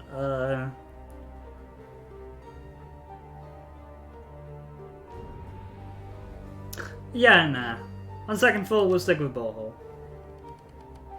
You said that you would teach me to be a better Shadowrunner. I'm here to collect. Still remember that, huh? Do you? Huh. I'd sort of just assumed you'd laugh that off. No dice, wizened mentor. You offered. Now pay up. She straightens. Okay. How about this? I'll tell you a story about a run gone bad, and you tell me what we'd have done in the runner's place, and then you compare notes on your answer. How does that sound? You tell me. You're the teacher here, remember? Right, it sounds good. Of course it does. So that's why we'll do it. She sweeps a tangled rope of hair out of her eyes and backs to her pointed ears. After a moment of silence and combination, she bites her lips and nods. Okay, so this is a story from early in my career. I was a part of a team here in HK, but I did some occasional moonlighting for another group based out of Maaku. I was a busy kid. Go on. The job was to hit on the tower. Sort of trid multi-complex / apartment complex. I'm sure you have them in Seattle too. You know the kind, several huge screens, monster cage congestion stands, coffin apartments on the top like barnacles on a whale. I used to go to one back in Seattle. Best way to watch urban brawl. She nods. Good. You know what I'm talking about then. Our client wanted us to break into one of the apartments. The story was that an ex of hers, a guy named Boggs, lived there. She'd been cooped up with him until a week prior, and things went sour in a big way. She wanted us to get back something that Boggs kept from her, kept when he kicked her out. Scared the shit out of him, bloodied him up a bit, make it look like a robbery. You know the drill. Standard smash and grab then. Yeah, it was a pretty bush league gig, but the pay was decent enough, not the sort of thing you would turn down. So anyway, semblance, our group leader had a plan. We knew that we had to do it quietly because of the metro complex that had a panic system wired directly to the HKPF. If we'd gone shooting, we'd have been drowned in cops within 10 minutes. Ah, damn it. Academics, holding us back. Sib thought we could maybe take advantage of the apartment's total soundproofing and kick Bog's door down and when the movie gets loud. We camped out by his doorway, waited for the ceiling to start raining plaster, and smashed our way in with the neighbors none the wiser. There's no way that worked. I don't know. It might have if things had gone differently, but it's what we did. So pipe down and let me tell you the rest of the story. We waited in the hall just like Sybil planned. We had the guy on the elevator, another at the stairs. I was waiting for a floor's communal kitchen. Sib took the position on by the door. She had these cyber legs. She dumped a ton of new yen into hydraulic jacks, strength enhancements, the works. Go could probably leg press a dump truck. She pauses for a moment. Come to think of it, most of her plans revolved around kicking things. There's something a little sad about that. Hey, if it was her thing, I wouldn't question it. You're very supportive. Me, I'd have preferred to work on someone who fought with her head instead of her robot legs. Anyway, we heard a boom from downstairs, felt the wall shake with reverb. Sib wheeled her way back and gave the door a massive kick, just as she planned. From where I stood, I couldn't easily see what happened next. I could hear a massive crack as a boot slammed into the doroplast, the door flew off hinges, explode off, might be more of an accurate phrase. A second later, we heard an ungodly crash. There was a moment of silence, and Sib let out this little gasp. The apartment was in shambles. It looked like a hurricane had hit. Everything was terrible. Everything but the door. That was miraculously still in one piece. Remember the coffin apartment. It wasn't much wider than the door to begin with. And Boggs, well, that was left was under the door too. Oh no. Yeah, it wasn't good. Boggs was dead, and the stuff that had been sent to recover had been smashed to bits. And then the building's alarm went off. That's the situation. Our payday smashed, my temporary teammates are still standing around with a stupid look on their face. The corpse come in standing by the kitchen. She plants her hands on her hips, smiling. What you have done in my place? Okay, so this... I'm not going to say this is with like total 100%, but this sounds like a Shadowrun game the developer or whoever was writing this bit was actually in. Because that sounds like a mistake you make as a player. Or like a GM, like, oh wait, how strong are your cyber legs again? Or something like that. That sounds like something that could happen. Okay, let me read this. The group was in trouble. I rallied with them, tried to...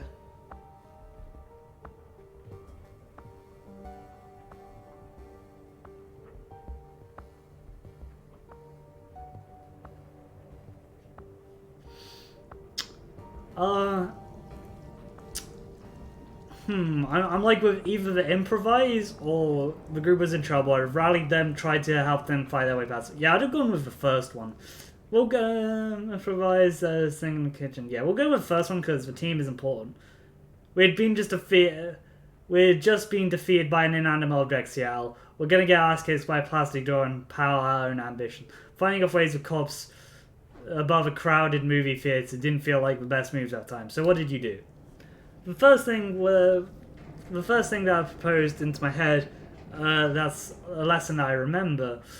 Lesson to remember, Sarah, the first answer that comes to you is almost always the best one. You're gonna have, so just roll with it. Don't second guess yourself. Don't hesitate. Just act. You live longer that way. So for what I did that night, well, I standed by a kitchen, remember? I could have cut and run. I looked like any other street kid. I could have blended in instead, but I decided to help my team. When I think of a crowded theater, I think places that you can't shout fire because it would cause panic. And then I thought if cops don't charge into burning buildings, they help people get out of them. And it happened that a means of creating a real genuine fire was sitting up across from me, a pair of insulating ovens.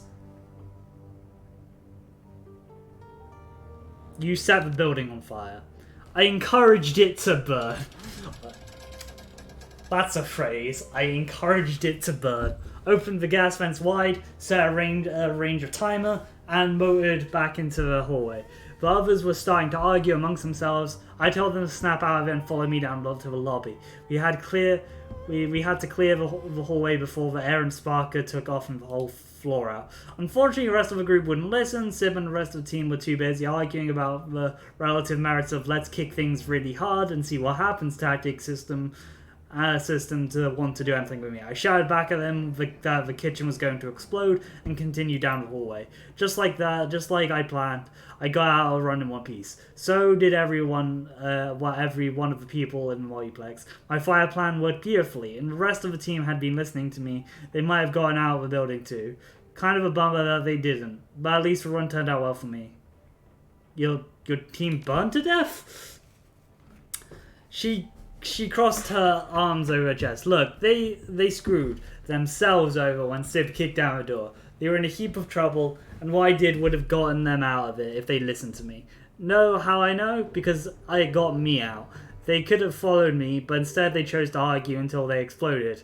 That's on them, not me. Of course, I could collect any payment because the run had been a disaster, but after the explosion I got to ride to front of a fire truck, and that gave me a cookie and a blanket. I would have wound up dating one of those firemen a week later. All things considering it. Okay, Goblet's life is vastly interesting. Considering shouldn't she start running before she was like 16? All things considered, it could have gone a lot worse.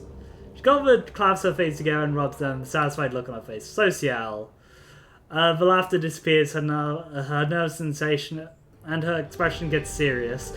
It looks as someone flipped the switch suddenly, and her eyes are shrewd and calculating. Tell me what the moral of the story is. What was the lesson I was trying to convey?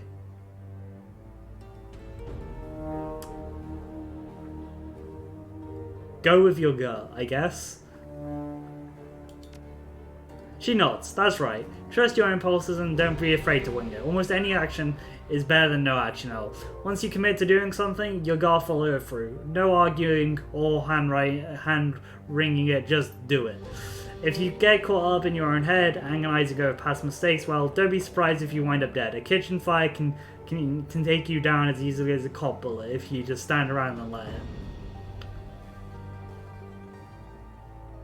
Okay, any thoughts on the last one? It's always surprising me how much corporations will pay to screw up the corporate's feng shui. Hell, they're even taking each other over architecture that blocks key. It has a real impact though. A little shift here and there might not seem like a much, but the fractions of penny lost on the stock's value is millions. Goblet shrugs and purses her lips. I could see us change the flow of key in that building, but I had no idea how to make it work for me. You need a real specialty for that thing, like a Taoist priest or something. A Taoist priest, goddamn. Based on what I could see, though, the whole Wing Sing's fortune will wane, at least for a time being. They'll fix what we broke eventually, but until then, there may be a rash of stub toes. So, what else do you want to talk about? Are you certain Semblance and the rest of your Macru team are dead? She shrugs. They went with me when I got evacuated with the rest of the moviegoers. I never saw them leave the building, and I haven't heard of them since. I guess it's possible that someone made it, but I don't really run in those circles anymore. Odds are good if anyone from the Maku team did survive, they died off from sheer incompetence. Shadowrunning is an unforgiving business. You don't get to make too many mistakes.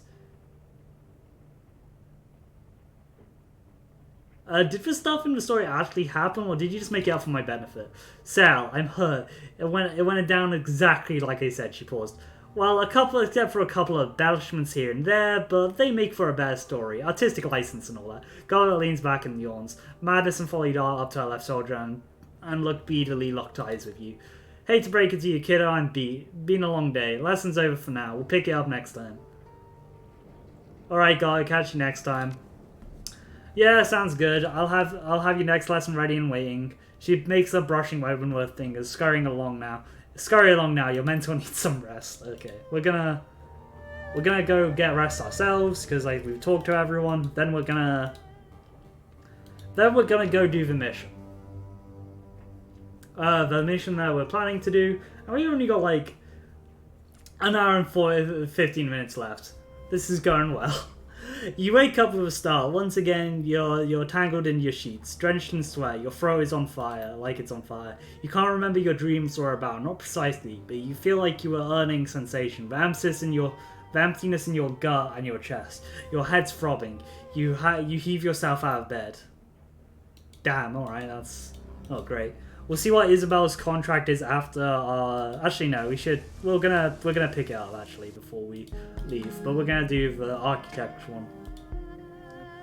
Have your job done? Open job drawing for your pending jobs.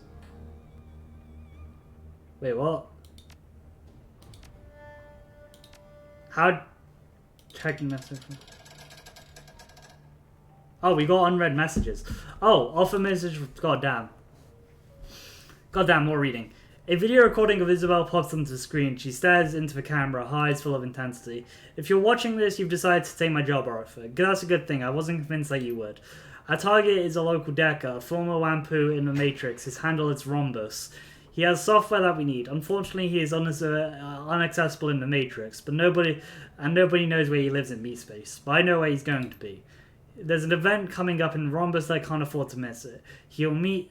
He might already be there. Already be on his way there.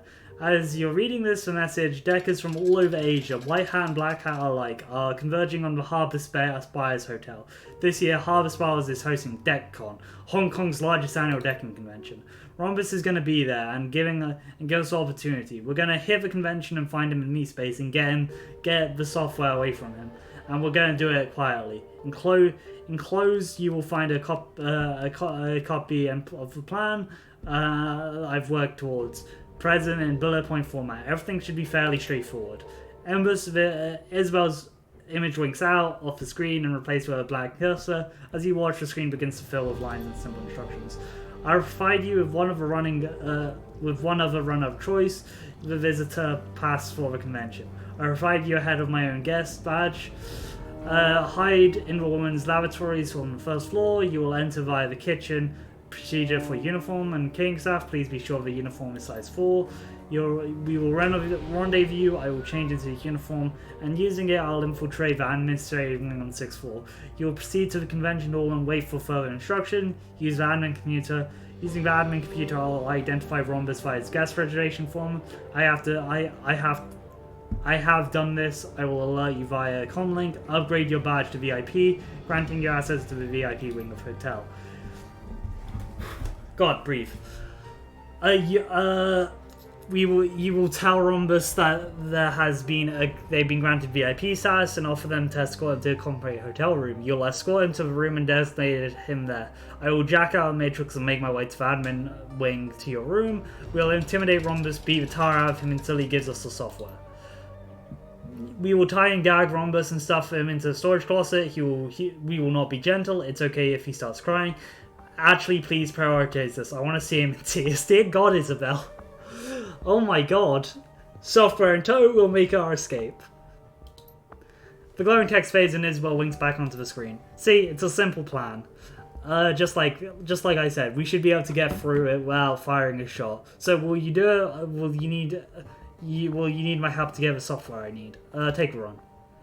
With a pre-recorded footage of Isabel winks out on the screen and a real-time feed of her Matrix avatar replaces it. Excellent. I know I could count on you. Saddle up, Eugen. This was going to be fun. Okay, so a restaurant job.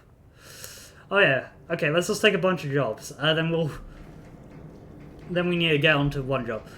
One thing that I've learned over the years is that even rich and powerful have annoyances, thorns in their side, if you will. No one is without trouble. The rich have different ways of solving them. The client for this run is growing tired of one particular on his side. Chang Sing Rooster Lo. Lo is a red pole of one of the smallest triads here in Hong Kong, the 289s, or the Easy Money Gang if you prefer. Despite the 289's small stature, Lo's illegal activities have managed to damage my client's profits. Mr. Johnson would like you to show Lo the error of his ways. So Lo takes an evening every few months to dine in the Shangli restaurants in Aberdeen. If you aren't aware, the Shangli is an elite establishment serving primary corporate clients from Wangxing Incorporated. Because of this, it's not unusual for diners to bring bodyguards or assistants with them. In Lowe's case, he's bringing practically Burtian forces, known as the Talons, and undoubtedly feels well protected. You are going to prove how wrong he is in this regard. You will kidnap Rooster Lowe so long as he is alive and relatively good health. In all options on the table. While keeping the run quiet would make things easier for Mr. Johnson, no one will shed too many tears over a few dead triad thugs. The client has arranged an exit via boat, so as long as you can get Lowe off from the interior of the restaurant dock, the client will handle everything else. Despite being the red pole, Lowe is a tactician, not a fighter. Don't expect him to put up much of a fight. The Talons, on the other hand, is as nasty as they come. Be careful about how you confront him, or things might go very badly. Take the run.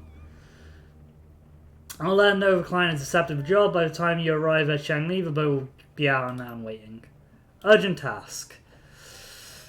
The lower boss have been whispering in my ear about a urgent and high-paying job. Street Arm Liu, a red pole, managed to get his hands on information conveying a prototype laser weapon developed by Ares Asia Holdings. For a few years, the Yellow Lotus and Red Dragons have been locked in a Cold War. Despite this, we have remained matched. Either one of us attack the other while expose the devastating reprisals. Liu wants to change this and he has plans. Rather than striking directly, Liu intends to aims exactly forces of Red Dragon, specifically the Knight Errant. He intends to frame a white paper fan named Golden Fong, making it appear that the Red Dragons have bribed Ares researchers for classified data. Two leading drones and energy weapon researchers have recently transferred from London to Hong Kong and are running a project. Dr. Taylor and Hammenberg were respected in Europe, but in Hong Kong they remain unknown qualities and untrusted, therefore they are considered untrustworthy targets in the world. We'll provide data that will make it look good if the researchers contracted by the Golden Fong and made quite a bit of money, but we grew tired of their arrangement. Transfer the attached... Sorry, just reading all of this. Attached data chip, the file bundled of a worm program which will auto-execute the insert and appropriate systems. You'll not need to bring a deck, although one might be helpful. You'll need to plan the data in the visitor record system, the camera system, and Cadmium systems in Home and Taylor's lab. Financial data must be transferred to Dr. Taylor's personal terminal. That in and of itself will not be enough to ensure the Knight Errant involvement. However, plant the data is only one part of the final test, where heavy touch is required. You'll need to steal the prototype laser weapon. There is a GPS tracking device attached to it, which Liu will plant deep in Red Dragon territory. The prior theft of a prototype weapon by a disgruntled member of Triad should convince Ares to dispatch overwhelming force against the Red Dragons, dealing with a vicious blow. As a note, Liu does not care what will come of the laser weapon if you wish to sell it or keep it. That's a finder's fee. I've also attached a map of the external route from the building. During the facility expansion in 2052, Ares Asia was forced to extend their foundations deep into the island, and they drove pillars through the former sites of the central MRT stations, practically collapsing during the Dalla Bay earthquake of 2044. Practically, this means that you can exit through the basement directly onto the new MRT line through Central. With any luck, you will be gone without anyone knowing how. Unfortunately, this route is heavily armed, so you'll be forced to go through the front door. If you can con the first desk, you should have no problems. The facility is both offices and residential, so strange people come and go at odd hours if that's not usual. If you're not a fast talker, however, be prepared to shoot your way in. Oh, okay. Liu does not care if you are loud or quiet, but a word of caution. He came by loose lips of one of the research team. Other fixers know the job. Move fast, and you are guaranteed success. But there are definitely other Shadowrunners keeping an eye on prize. Take it on. Very well, Shiam Liu sends his regards and bids you good fortune and planful ambitions and dramatic it. Don't die, Hugin. The arrangement has been very profitable so far, so I'd hate to lose that. Oh my god, we have so many. Opportunity. Profound base. Yo, see me if you have a chance to talk trade. Maxim Law, okay. Okay, that's fair. Raymond, Black's history.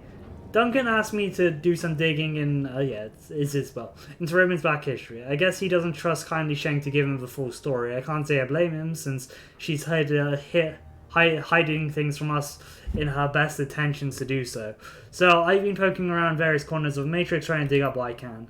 Most sinners leave a dirty trail the size of an aircraft carrier in a wake. Working backwards in time, Raymond started out that way, but it slowly tapers away into nothingness. Sure, I can find basic records in Seattle, power, utilities, a couple public discussion sites he signed up for, but the further I get back, the less I find.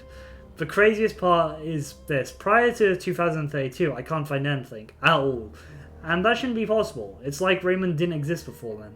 I don't know. I'm gonna keep digging, but it'll take me a while, and I'll let you know when I can get some news worth sharing. Attending a party. Hyujin, I need you to come to the parlor. A friend and business partner named Dr. Shang Ye has need of your services. Something about attending a fancy party around close by. He's unwilling to give me the details. I think he wants to size you up for himself and about his dreams. Goblet's face winks on the screen. Her rats are perching on her head, and she holds a laser pointer and clenches her thumb and forefinger. Yo! Oh hey Seattle, I hope you didn't catch you at a bad time. She flickers the laser pointer and rat's head swivel to the right and flying motion. Why did I just say that? This is a recording. It doesn't matter if it's a bad time. Anyway, I think about the last talk we had. You know, the dream talk and stuff and nightmares and stuff. She flickers the pointer. The rat's head turns left, the nose twitching. I have a friend in town. She runs a pile of 5 phases. A sort of a local magic shop talisman. The name's Crafty. Flicks. The rat's head turned upwards, staring at the ceiling. Anyway, she's smart, real smart. Her mum was sort of a local authority on all things magical, and an apple doesn't fall far from a tree. If you want to ask anyone in town about these dreams, she'd be the right one to choose. She taps a button on the laser pointer and with thumb, and the little red dot goes dark. The rats immediately tackle another one, rolling off her head and falling out of sight. She gets up and raises it out of frame. Anyway, thought about my help. If you've already been talking to Crafty, please disregard this message. Alright, I'm out. Peace. She punches the button and the screen is dark. -1 unread message. Alright. Did not realize you could get -1 unread message. So we gotta go to the parlor, but since we're almost... Yeah, we'll go to the parlor, and then we'll actually start the mission. Oh god, my throat.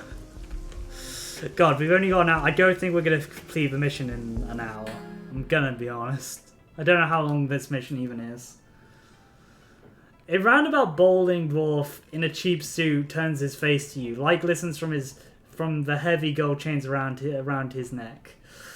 When he speaks, a voice greets you in his ears, high and nasally, and contorted into a rough approximation of a New York accent. Pleased to meet you, Shang. Shang was kind enough to arrange the little sit-down between us. He extends a stab-like hand to shake. You can call me Dr. Xing Yang. Shake his hand. Pleased to meet you. I'm Hugh G. His grip is soft. His grip is as soft as his palm is moist. It's like shaking hands with a boneless ham. You shake a long, uncomfortable, flaccid handshake before he finally releases you. I'm looking for a little outside help in a problem I'm having. Ordinarily, I'd keep to myself, or have someone or have my friends see it to it. But it's kind of delicate, you know. My guys been noticed before they made any hardware on my problems. So I figured I'd hire a contractor all the time. Might as well get some contractors for different stripes. Tell me about a problem. Maybe we can help. I run a little film studio, Southern Crown Films. We mostly do trade work, but we record Sims too. Maybe you've seen some of our stuff. Space Mongrels from the Moon, with flavor of pomegranates, Ultimate Kill Squad. Can't say I've had the pleasure. Too bad. I've sent some over to Shang to take a look. Anyway, there's another guy in the industry, and he's been butting heads since day one. Name's Naval Ma. He runs Yellow Spring Studio. No matter what I do, I can't shut him out of the biz. He always manages to get one over me. Steals my stars. He's been running me into the ground with the show called Promise in the Moonlight. The star's a girl named Penelope Penelope Wong, new talent, gets reviewers have me going nuts over her. She's the show's linchpin. Hang on, I'm getting there. About 6 months ago, Naval went out his way to God, what? Whew. Was out in Gonzan for a Hopty Topty party. On the way there, on the road there, probably drunk and seemingly comes out of nowhere. And pow, wrecks his fancy new Eurocard West Wing. Best luck for Naval. Lucky for me, I figured, hey, that's the end of him this year. And I started planning new stuff that he can't compete with from inside the hospital. You follow me so far? Yes, please keep going. Problem is, the bastard's back in the game already, and he's bringing out 2 seasons of Promise in the Moonlight. I need the show fair, one way or another, and that, my friend, is where you come in. How long did it take him to recuperate? I tell you, kid, he should have been in hospital for at least 3 months, and in physical therapy for longer. It only took him a week to get out, couldn't freaking believe it. The kind of medical care that's cost top dollar. He's got lots of money, but not that much. Recovery times like this means one of 2 things going on. Naval Carter could have found himself in a silent partner, someone willing to pay top dollar for kind edge care. I don't think it's likely, but it could happen. If it aren't that, the smart money says that he's been skimming off the top of Yellow Springs' earning and not reporting it to the other side of the shareholders. And you want me to look into that and take care of it. Yeah, I need you to get me something to blackmail Neville with. Find out how he can afford to get out of hospital so fast. He works out his penthouse most days, so search for his computers, close his sock doors or whatever. There's gotta be something indiscriminating there. Where's his penthouse? Neville lives in the Repulse Bay area. It's this really swanky joint in the south end of Hong Kong, in Island, by the bay with the same name. I've been unable to get anybody to poke around his apartment because it was security too tight. Lucky for you, though, Naval's throwing a party on an Azaline level, with all the shops and restaurants and balconies and such. He's celebrating the second season launch of his show, and everyone's gonna be there, gonna make it a real style for everyone building security. You might want to hit up the pie if you can bluff your way in. Everyone close to Naval will be there, but most of them will be free sheets by the wind by the time you get there. So I'm just questioning might get me the dirt that I need. Just remember, if you go by the party, you don't need to use your real name. Go by Alga. Should be safe enough. There's nobody in the biz out there with that name, so nobody will ask questions about how work's going on. Hit the apartment, hit the party, dig up the blackmail information on Naval Ma. Sounds easy enough. He nods vigorously. Oh yeah, Shang talked you up when I approached her with your job. Given what she told me, this job should be piece of cake. Now, the blackmail material is what I need more than anything else, but if you can get Calliope Wong out of contract, I'll pay you extra. Got it?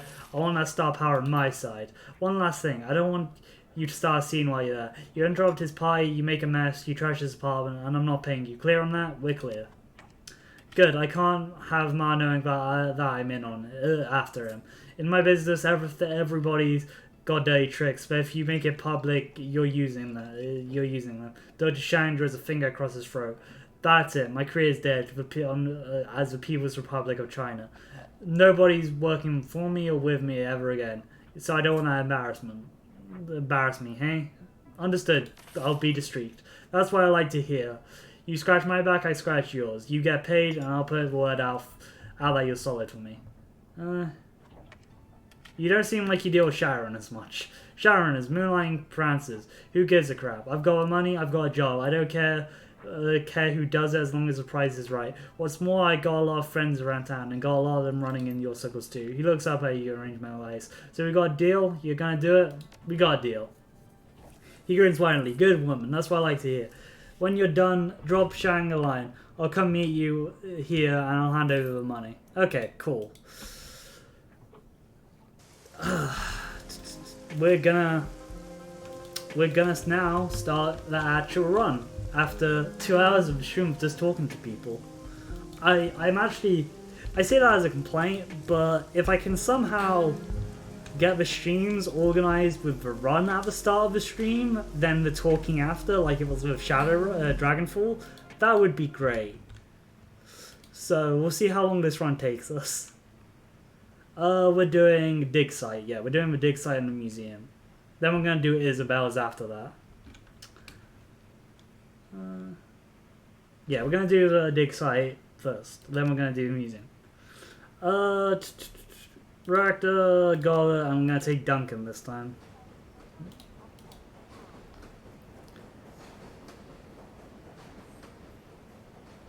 No one can go down because no one. Okay, one of you has health kits. Anyway, okay, cool. How do you get free slots? Dear God, I would love free slots of gear instead of the 2 slots I've currently got. Confirm. Travel to the Emperor's Tomb Museum. If I had free slots, I could have a medical drone, and we wouldn't have to worry about health kits and stuff. The job is a golden opportunity in more ways than one. A raid of an in development museum, the Emperor's Tomb. The museum claims fame to its location. It rests upon an ancient catacombs, where an excavation is underway to convert them into a museum proper. Intel has it the workers are dying, not from on-site accidents, but from magical disturbances in the area. Despite the hazards, the development continues. Your client, Dr. Drake, contacted you to revive 2 tomes, probably ancient, magical, priceless, but it won't be a smashing in the park. You have to get into the tomes before they're catalogued, where they're afterwards to be near impossible to access. As you near the museum, its height and grandeur looms unsettlingly above you. Even unfinished, it reaches an imposing size. At least that means it has plenty of room for pricey antiques. Best part, Dr. Drake needs to run to look like unprofessional. Shatter glass and looting is encouraged. Yeah, we don't really have anything else. We have this cool gun, the Bloody End, which does... Okay, does Gobbet... Can Gobbet use guns? I forget what Gobbet's stats are, but... Sure, we'll lend that to her. Continue. Okay. Game auto saved. The entry works just like Drake said. You creep into the dark, unfinished site. Your comlink links in your ear and you connect to a call. Good. Now you're being appraised for what you now you'll be appraising what you see as you go through. Grab the best stuff, and my alarm suppression should keep you aloft. Just don't get too ballsy. If the books haven't been catalogued yet, you'll still be in the basement, the tomb. I'll be in touch. The earpiece clicks off. The call disconnects. He doesn't even stay on for the line long enough for you to get a word in. Your team powers on the nearby generator. Work lights, along with marble flooring sleepily flickers to life. Everyone surveys the site. You know, I've always wanted to do something like this. Huh? What? These artifacts, they've been stolen from the Earth, so now we get to teach a lesson to the man who's activated them. That they're never truly his. There's an error in your logic, but they're being paid to steal the same artifacts, putting our client in the same position. These objects don't belong to him either. Oh, he'll get what he deserves too. Objects like these are too bright to remain in someone's vault or display case. More thieves will be drawn to them, like moths to a dodie. I'm just excited to be part of the cycle. Okay, Gobbler has an interesting view on theft. Oh, we are stealing this worth of artifacts game. You don't put an optical like... Can we turn off the... Don't put like an optional thing in front of me like that and expect me not to try and fulfill it. Oh, we can see how much they are. Okay, so far that's the most. And we can't take too many stuff because that's bad. Okay, so we got the excavation site down there. We got nothing here.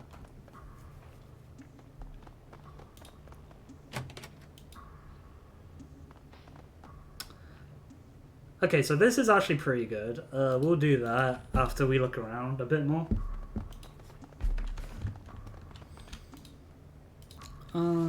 We gotta steal 10,000 is the max.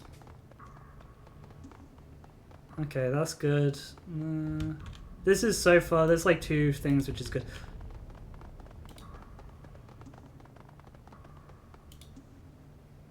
problem is, so far, none of this will fully add up.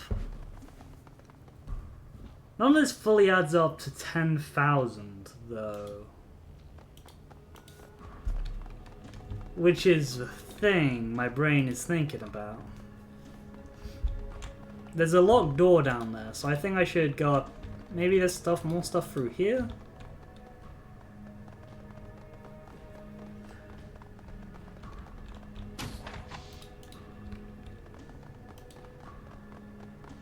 Oh, scary terminal. Walk away. Okay. Okay, let's go in the guy's office and see if we can find anything that will lead us to be able to, like, make cool money. Check bookcase. Intelligence route. The bookshelf is made for standard weight wood. It looks like most famous poets of both English and Chinese. Look at the books. You find several books that aren't organized properly. They don't appear to be poetry. Removing the books and thumbing through them reveals nothing else. Why do we need strength for checking for anything unusual? Why do we need strength to check for... God, sorry, that just bothers me. Long has access for login field. Bypass the security system. This section of OS has been securely held that lets you bypass the password without cracking it by spoofing the user's credentials. Access for file system. Business-related files fill submenus, most of them about contacts, construction plans, and financial products. Among the files are several emails, 3 of them are most recent ones that stand out. Museum details. Ciao. Per our previous discussion, I've attached this email the revised museum blueprints. The prints outline the changes to the structure and the building, materials that have needed to be implemented as soon as possible. Some backtracking may be necessary, but will cut supply and backing costs by over 30% without composing the materials museum side and grandeur. I know you're against it, but production output will have an increase in order to meet the end of the year unveiling. I'll leave it up to you to figure out the details, but if I find you and your team are slacking off again, more cuts are made. As the loss of your workers, Mr. Fey, I offer you my condolences. However, we both know construction is dangerous work and accidents are commonplace. You can look into this as an opportunity to hire someone more competent, but who won't get himself killed. Lang's low. Okay. On-site accident. Zhang, I processed information request yesterday morning. Given a oppressive pension for the Fey family, agreed to forgo public retribution regarding the loss of Mr. Kwai Fei. Mr. Fei is the fourth laborer to labor lost to hazard working conditions. Public image is very important to a corporation, but it's unlikely other transgressions will go unnoticed. As your lawyer, I must advise you to double down on your construction safety protocols or to seek an alternative monetary bribes. Your money will be silenced in the short term, but you'll ultimately want more permanent solutions. I'll forward you contact information of GLAD's funding. Wen's funding organization that can assist in such matters. And reacting investments. Dear Mr. Ping, I assure that the most recent rumors regarding construction infrastructures, working facilities, and malpractice are untrue. Complete fiction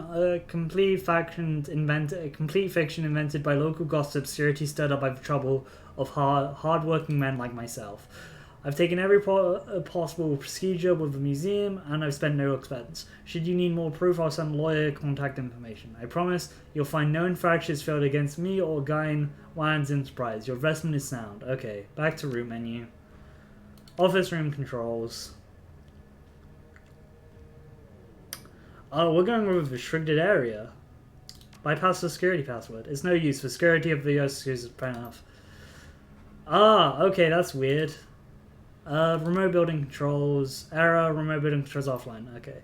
This place is still under construction. The local matrix that probably hasn't been hooked up yet. Thanks, Rick.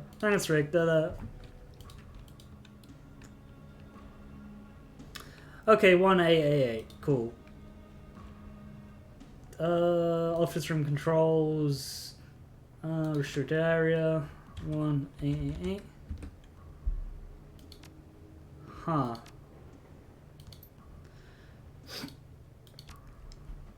How do I get in here without decking? Like, I guess you gotta figure it out. Shallow, I guess. We can try that.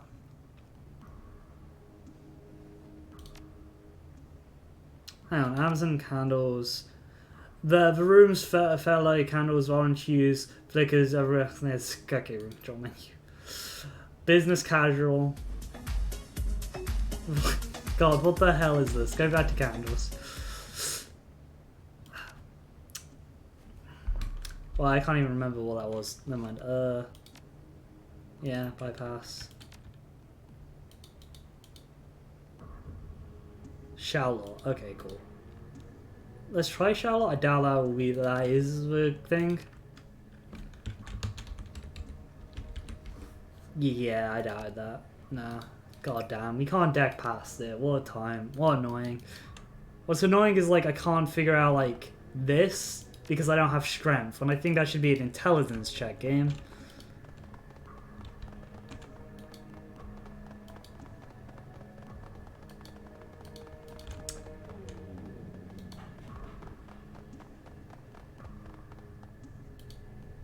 Okay, so I'd want to go with this, I'm pretty sure.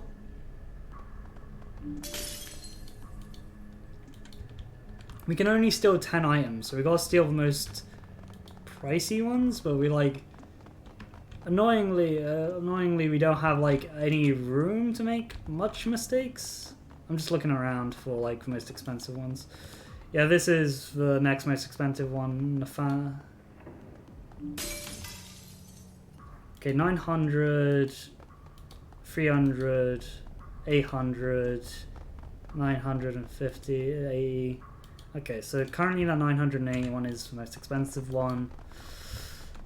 I'm really annoyed I can't get behind this door because I don't have a password. Or like I can't really get like into the guy's private areas because it's like blocked off from me. I'm sure there's more math which goes into like the alarm threshold thing. Because like I'm not that good at math, so I'm pretty sure there's something which would go more into it. Yeah, there's like one more thing around here, isn't there?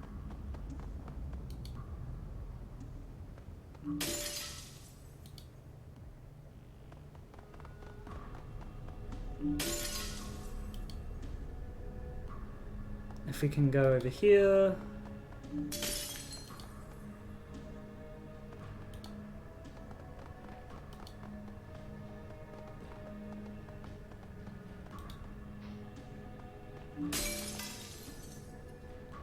Okay, I don't view this like other stuff as like expensive enough to steal because it's like annoyingly I do want to get into like this area or like other areas, but we've only got one terminal and we can't even access that terminal because we can't get behind a bookshelf because we don't have a password.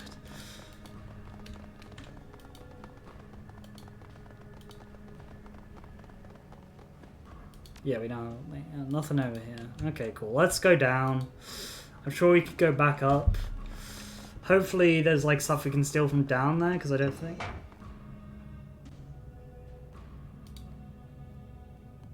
Do not enter. Alright. Is this just a maze of... Is this just a dungeon area? Might be, but we still got the thing up and we're still going to have to walk through away.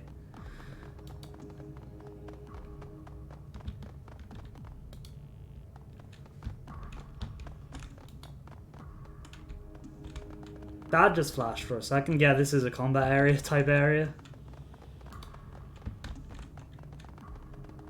Oh god, a guy's glitching out. Ancient book. There's blood here, that's not a good sign.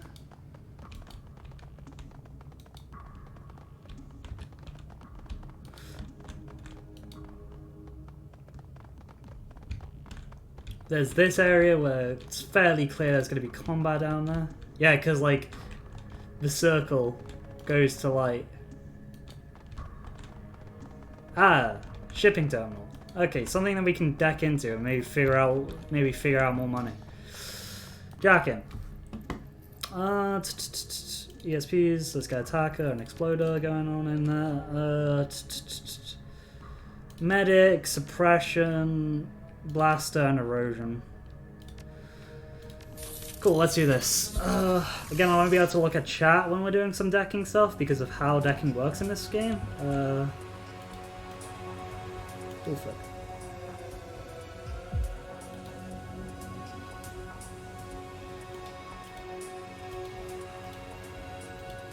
Really? Come on. It just glanced me, game.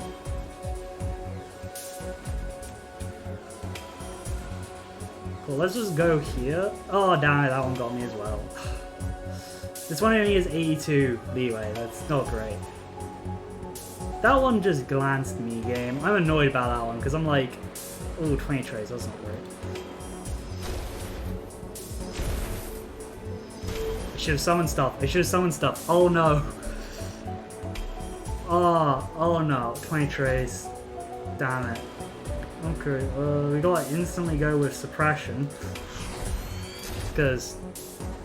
Which isn't gonna do much, I realize, because hey, that's just free trace and then it's just like automatically trace back on. I mean, we could jack out. Hang on. What would happen if we just jack out? Is it gonna... Let's try that, because we're not in too much danger. Oh, dumb shock and 7 damage. That 7 damage isn't great, but hey, let's try this again.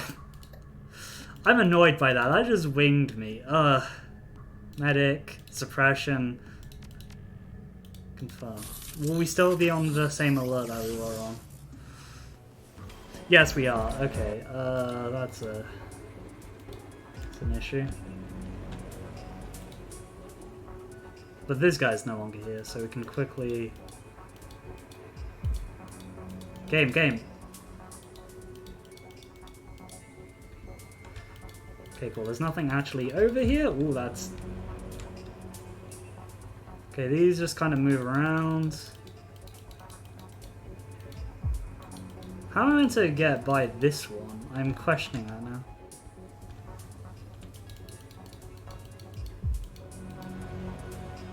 Assuming I'm meant to, like, be here? Okay, cool.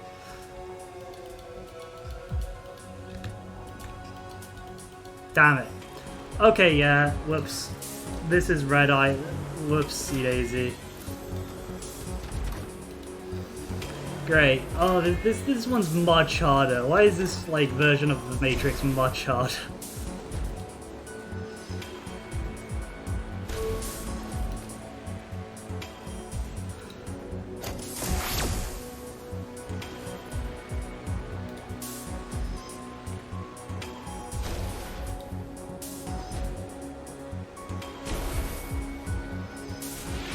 Like, don't know why. Is that black ice and I just ignored the black ice? That's white ice. I was like, wait a second, oh god. Let's get rid of this one.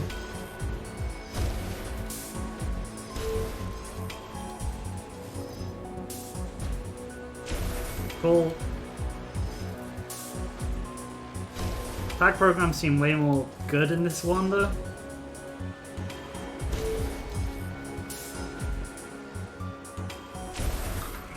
Cool, and they're gone. Okay, what is in this one? Ah, there's no longer tracks, that's an issue. Yep, flip. Oh god, that's fairly far away, and I don't have any more summons left. Actually, no, I can still summon them. Sure, why not? Use these guys as meat shields. I can just resummon them again most of the times.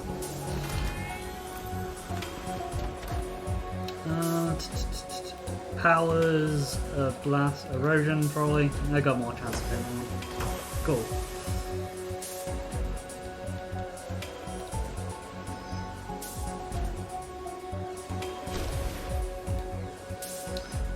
That's good. So, why does it seem like tripping the alarm sometimes is just easier? Okay, cool. Flip. I'm gonna use suppression on myself. Don't know if I even took it down. System level response free.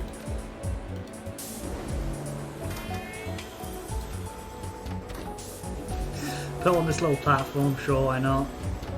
I need to get better at this minigame, I'm gonna be honest. The whole stealth bit does irk me how annoying it can be. Okay, miss. Decipher spells. Okay, cool.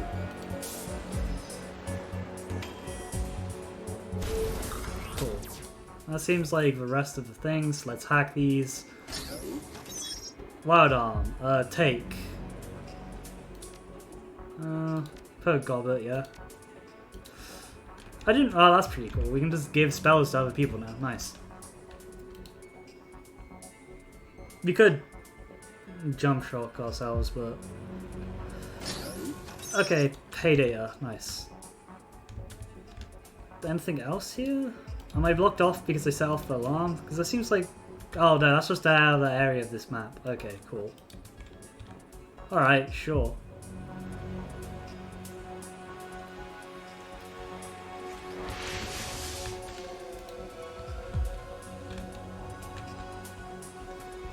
Yeah, okay, this is just a very small matrix. Alright. Back out we go. I just didn't expect to get a spell and payday. Just that from it. Cool. Let's do some walking around. We got one of the magic books, it seems. Yeah, there's the enemies. Yeah, we saw that. Let's go into combat. I'm gonna dive behind here. Activate my drone. Why is it all the way over there? Okay, good thing we were preemptively doing combat, because dear god. Richter, let's get in behind another piece of cover so we can't just be like jump fully. Get his drone activated. Doing nothing, doing much. Run over here so we can summon that Spirit Goblin next turn. Duncan, get over here so we can start shooting next turn. Enter. Get my drone over here, dear god, buddy, what the hell? Cool. End turn. Okay, cool. Now my drone can actually not do anything, but we can actually start set. We can actually set. Actually, it can move and hit. Okay, cool. Time to actually start combat. Gobbet, raise the spirit. Dear God, well, my drone, move up. We'll start hitting these guys. Spirit, let's go. There's more than I expected in here, but alright. Lucky we sent in a spirit first. Hugin, can you actually mark anyone from here? Yes, you can. Richter, let's see your gun. Just take a shot. Okay, yeah, fair enough. Gobbert, take a shot at this one. I should have tested to see if you can use the other pistol. We're gonna move Duncan here, and do that. Koshi, take that shot. Ooh, lucky we did that, dear god, yeah.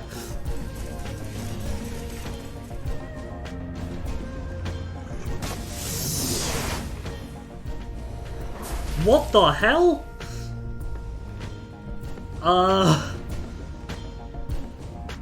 I'm gonna be honest, I did expect that. Spirit. I don't know what just happened there. I'm gonna be honest. I'm glad it happened to a spirit. Oh, there's more of these guys.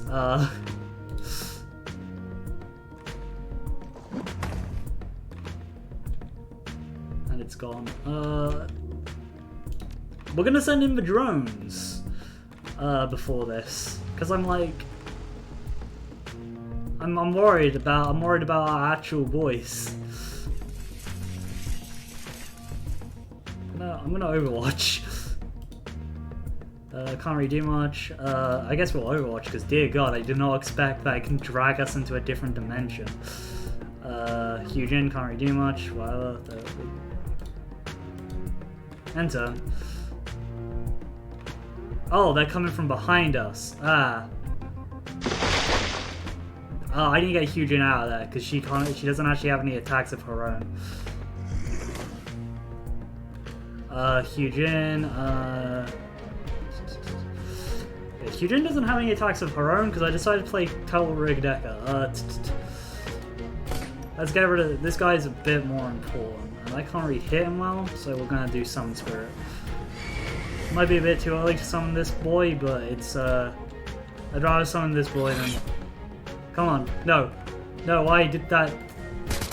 God damn it. Duncan. Okay, cool. We're doing steady damage to it. Get wheel around my other boy. She can deal with that one. Okay, I hit both of those. So let's. Damn, missed on an 80. Cool. Let's start moving these boys up. Cool. That's why we need it. That spirit was a sacrifice for that. That spirit was a sacrifice for whatever this dimension is, because Hyuji can't survive in this. They would die, and I would lose the game.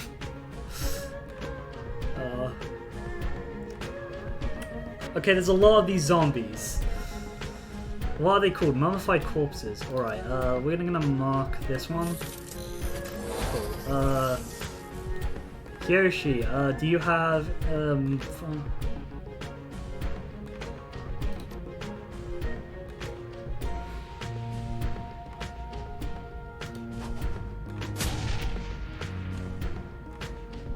Cool, that's what we like.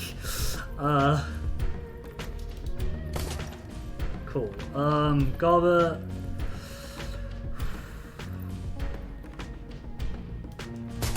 Cool, dead. Duncan. Oh god, thank god we killed all those zombies, those mummified corpses. Still cover not being great for our thing. Our boy, confirm. If it goes mad in this dimension, I don't really care. Where the hell is it, though? Where the hell is the zombie? I don't see it. Oh, there he is. I don't know. I don't think Magic Arc will actually do anything. No, it just allows us to summon it back to our dimension. Cool. It's over there, though, whenever that happens. I would move up, I guess. This is very cool. I actually like these enemies. Oh, but no. Ooh, that's a lot of damage. Mark this target. Yeah, you can shoot it. Cool, and then Duncan can finish it. Damn, that was a interesting comp.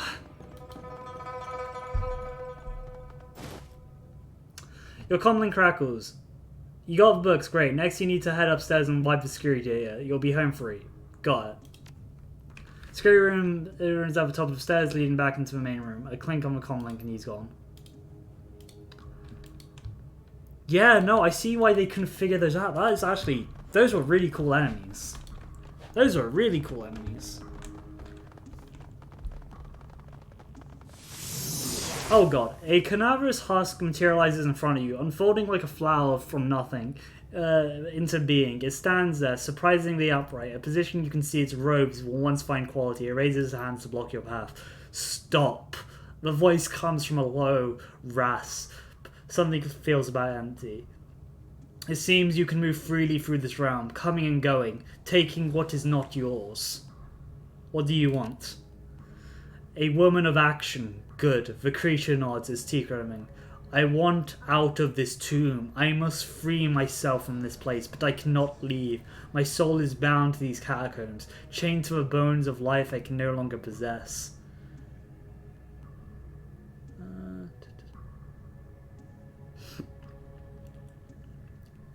And so you think I can get you out of here somehow? You can. Slowly and painfully, the mummy inclines its head. The mummy inclines its head to reach into the folds of its robes and produces a fine, a ring of fine porcelain. The creature extends its arm and presents the object as an offering. Take this talisman and place it among the other artifacts you have removed. Once you have moved it beyond the binding threshold of this expansion, I will be free.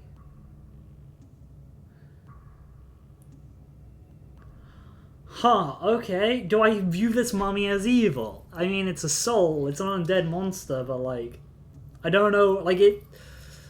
Let's say I do this. What's in it for me? The sure knowledge you have done what is right. How do I know that I can trust you? There's a long pause. You don't. How could you know? But I am a man of my word. Well, I do enjoy doing what's right, as do I. When I am free, I will give you a thing, a token, crumble it in your hands, and I will come to your aid. But only once, one time, and no more. The mummy's sockless eyes seem to stare at you thoughtfully. Will you accept my offer? Okay, I'll do it. Thank you. The mummy inclined his head. I'll be forever in your debt. Cool. Up we go. Okay, so I guess this is a security terminal we need to now go on. I still want to save because I still want to see it poke around this area. So we're going to save beforehand in case this forces us to finish the mission. I don't think it would. The game tends to be good about that stuff, but I do want to try and steal a 1,000 yen worth of stuff. So we're going to save there. We're going to see if this terminal can actually help us get into that area, because I hope it can. Although, security terminal. Terminal is powered off. This is one. Flip the switch on the bottom right, then plug in the data chip. The script doctor will to the security logs so we can sneak you out. Turn on and plug in the data chip. It's excellent. There's a pause. You can hear him clicking through his tongue, like a monitor. And done. Get out of there. Okay, that's it. Really, that seems way too easy.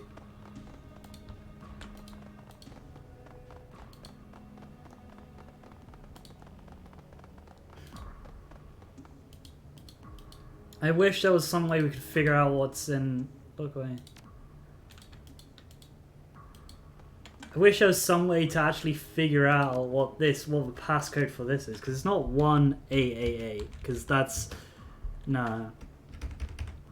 Do we have anything in our quest details? Mission items. Ah, ancient books actually have stuff in them. So I'm just reading it. It's almost as a version of a chain.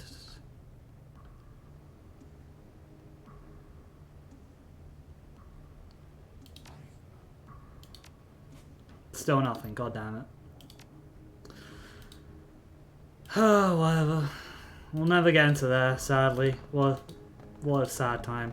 Anyway, let's look at what we got. What stuff is here.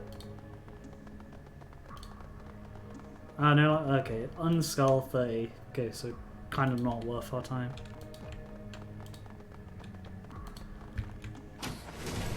Oh, combat. Damn it. Okay, looks like we couldn't finish it. Maybe once we kill these we can. I thought we were worst of it. Buckle up. I thought I could have... Damn it. Do I reload just so I can go through and break the stuff?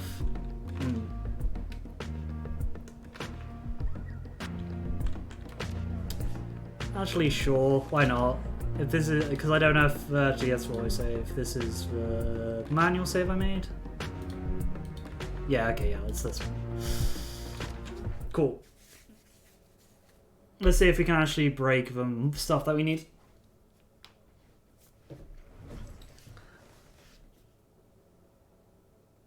Though we're probably going to get this run done very quickly if that's the last combat for it. Can we actually steal? We've only got 3 more stuff that we can steal, or 2 more stuff, but we can't. 4,312. Let's try this. 7,000. Yeah, that's not going to be enough. Yeah, we just didn't break enough stuff. Okay, cool. We just can't do that. There's no way we can actually reach 1,000 without going over the limit. I'm assuming that's what you gotta do. Okay, I've got an weird idea of what the code could be. I really hope it doesn't break the thing.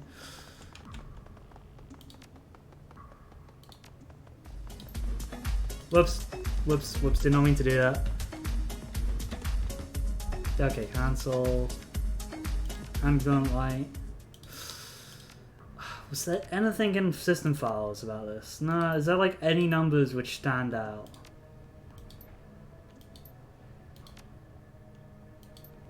No, root menu.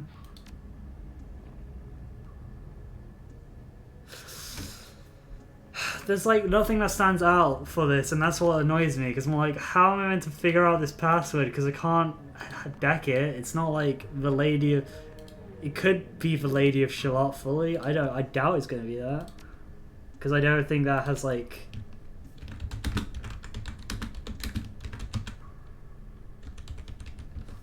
Yeah, no, it's not. Oh, God, this is bothering me, because I really want to know what this is, but I can't figure out. No, it's not that. That 1AAA, isn't it? That was my first instinct, but what annoys me about this is it has decking attempt, but that doesn't work. And I don't like when a game gives me an attempt when it doesn't work. Just say I can't deck it.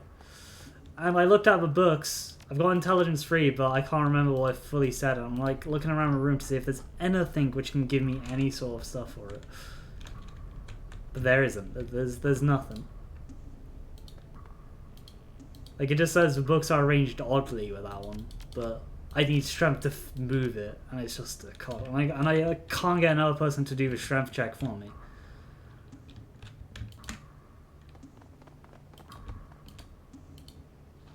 So I'm just kind of frustrated about this whole room here, because there's nothing I can do. There's no way I can figure out what's going on in there.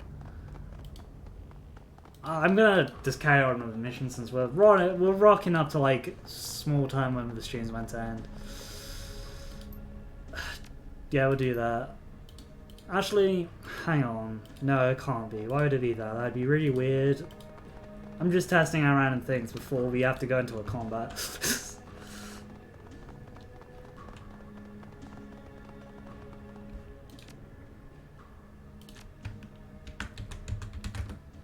Nope. I was like, wait a minute. That's what the person's calling himself. What if it's some weird thing there? Nah.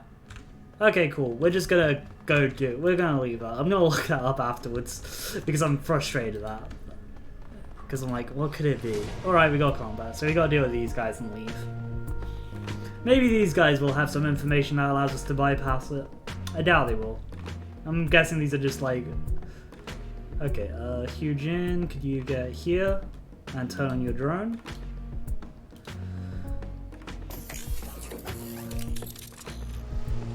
Can I even hit any of them from here? Yeah, it's worth a shot. Actor, I want to get you into like a different area to like turn on your drone. Cool. This drone can't actually get that far. Can I actually shoot it? Okay, cool. Nice. Goblet, get over here so you can be in some cover and shoot and do magic stuff. Duncan, same guy, just go over here so you can do... Oh wait, that doesn't apply as cover? Well, cool, miss. This person's running up, that's not a great decision. And they have a shotgun. Okay, cool. Okay, cool. I can't actually... okay, cool. I can apparently get it on that guy. Let's look at my drone. We could attack this. Cool, that's what I want, because like we can hit two people. Damn, that's a miss. But I hit that one. Let's take out that guy, because they're a bit more dangerous. Actor can't attack this guy. So... Huh, the security camera apparently can be effective at that. Whatever. Garber. What's this? Rat totem. Okay, there's no hostile totem yet, so let's just... We're gonna put that in there. Ah, I missed. Okay, how do I miss with that spell? Alright, I don't understand that. Duncan. Let's just... fire that person. Richter, you can get around here, I guess. That person's like buried themselves even deeper into that area. That's annoying.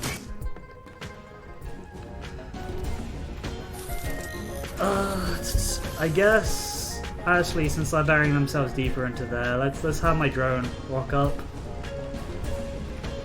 It's not gonna be able to act, but it's gonna hopefully flush them out. To be fair, I should give him the...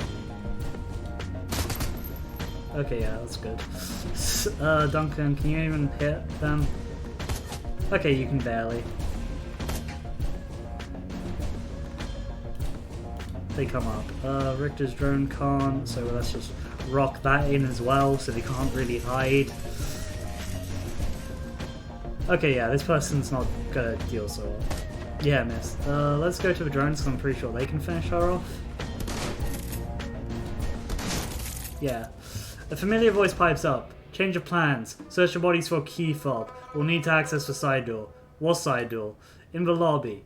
My programming didn't work as well as I expected. I've been monitoring the exit from my cameras and the KFP of the front locked down. Since you can't get out of the front now, you're gonna have to exit the side. The key will grant you a lock at the side door. This will take you to the east service exit. Okay, cool.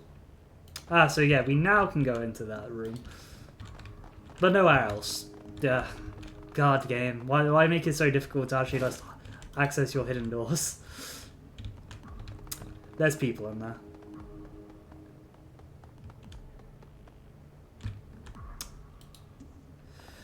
Okay, so I'm gonna do this. Hyujin just gonna go here because I can't really do much in active combat. We're gonna activate our little drone. We can do support stuff, but whatever. Let's go. Rector, he can actually shoot, but you know, control. I don't have any summons left, annoyingly, so you know what, end turn. We're just gonna all go in here with fresh moving.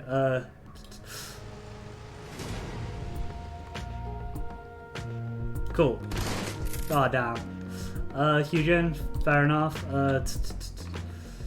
Okay, Richter's drone is gonna need to get some cover. Look at it move. Look at the boy. Richter can get into some cover. I should dive Hyujin into cover back here as well, because you know it'll be useful when we need to leave. Gobber, run over here, please.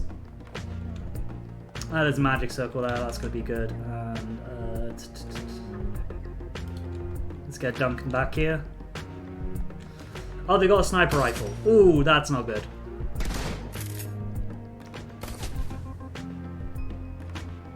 Oh, they're hurting my poor drone, but you know, that's fine. Let's get into cover here with the circle. My drone doesn't really have any cover I can duck into, so we're just gonna move it here and see what we can do. Ah, cover, damn it. The worst thing.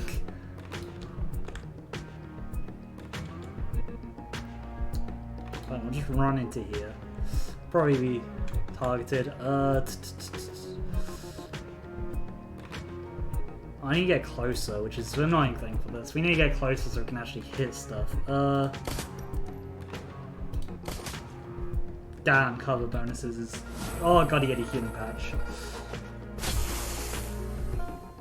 Oh, yeah, that's not good.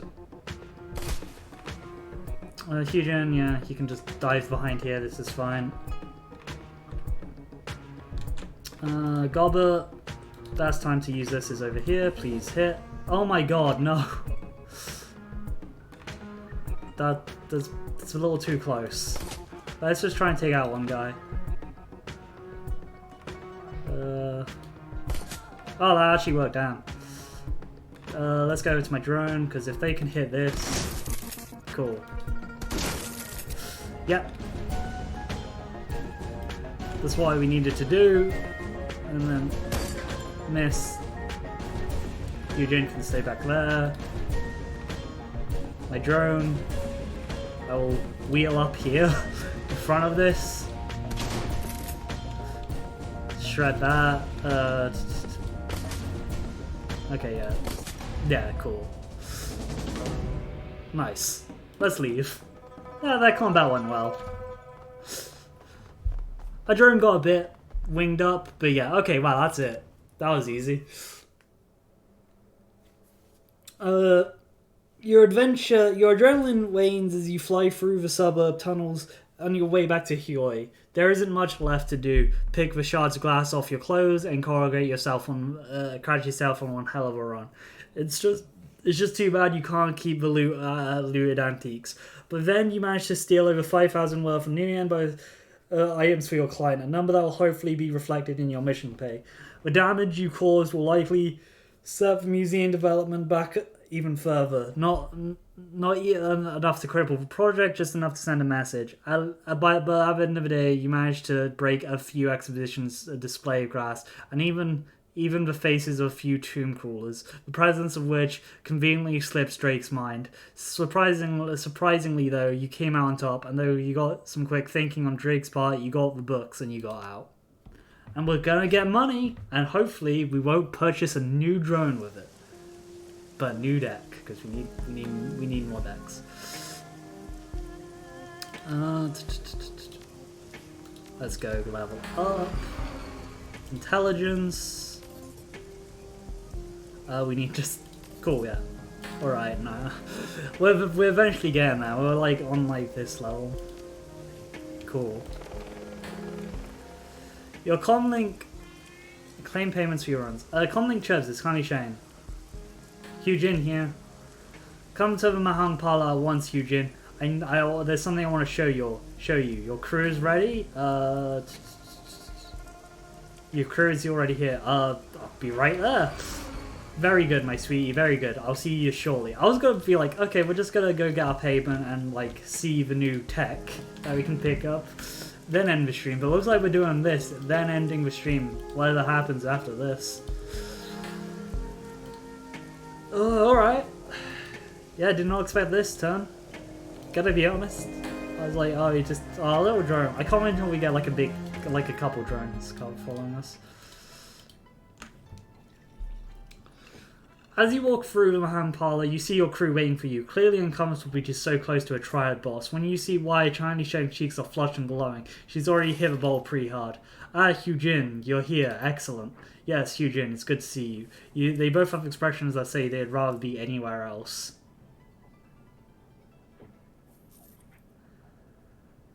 Let's get to it, shall we? You said you had a lead, Auntie. I did, and I do. Klein Sheng takes out a PDA and places it on the table in front of you. The wiretap we placed on the police force is borne through. Her mouth breaks into a wolfish grin. Her eyes take on a feral gleam. She appears to be fueled by alcohol and vengeance. A hungry beast on the hunt. My people have delivered a snippet of a recording to the video called... my people have delivered the snippet of recorded video called Between the Plastic Face Man and the Chief Inspector Krat of the Special Duties Unit. Whoa. This should be good. Shall we take a seat? Unfortunately, it's only a snippet. There were some technical difficulties with the tap. She glances at Bao, who nods back at her. The person responsible has been sacked. Shang reaches out a liquid fingernail and hunts for the button she's looking for. Stabs it in victory. A loud cracking noise at the beginning of the recording, followed by a secret squeal that makes Gobbler cover her ears in pain. The video recording begins. The man's voice sounds far away, as if it's taking a thick pane of glass. Woman is louder, closer. Say that again? There's something wrong with the last line. I said, my client isn't interested in hearing more excuses, Inspector. That is what the art looks like. His art in cutscenes looked way different. And his model looks different as well. That's what I thought you said. I'm not making excuses, mister. I have a department to run. Not for much longer. It's the two Westerners aren't found. They're linked to Raymond Black somehow, and my client wants them out of circulation immediately. The two runners are his accomplices as well too. The little orc and Medorfa's cyberdeck. Gob and Isabel looked wide-eyed, swallowed. Isabel winks, rear back reassuringly. I'm aware, Inspector. Thank you. We don't know how much any of them know about my client. No, and my client is adamant that their risk is maybe magnitude immediately. I've already made the SUD's SDU's highest priority. If Josine wants more resources in it, I'm going to need escalation from somewhere else in the department. This is no problem. That can easily be dealt with. My client wants this over now. No more excuses. No more fuck-ups. No more cops floating in the rivers. Kaini Sheng smiles at that and pours herself a shot. Tell her we're redoing our efforts. Very good. Dead or alive, bring them to me. My client requires personal verification that the threat has been eliminated. Hang on, this line is getting worse. There's a sharp crack and recording of the PDA ends. Connie Shen picks up the PDA and pulls it away with a smile. She unscrews the cap of a bolt and pours herself a shot with a flourish. That's the guy we saw in the surveillance footage, the one who killed Raymond Black. She leans into the PDA.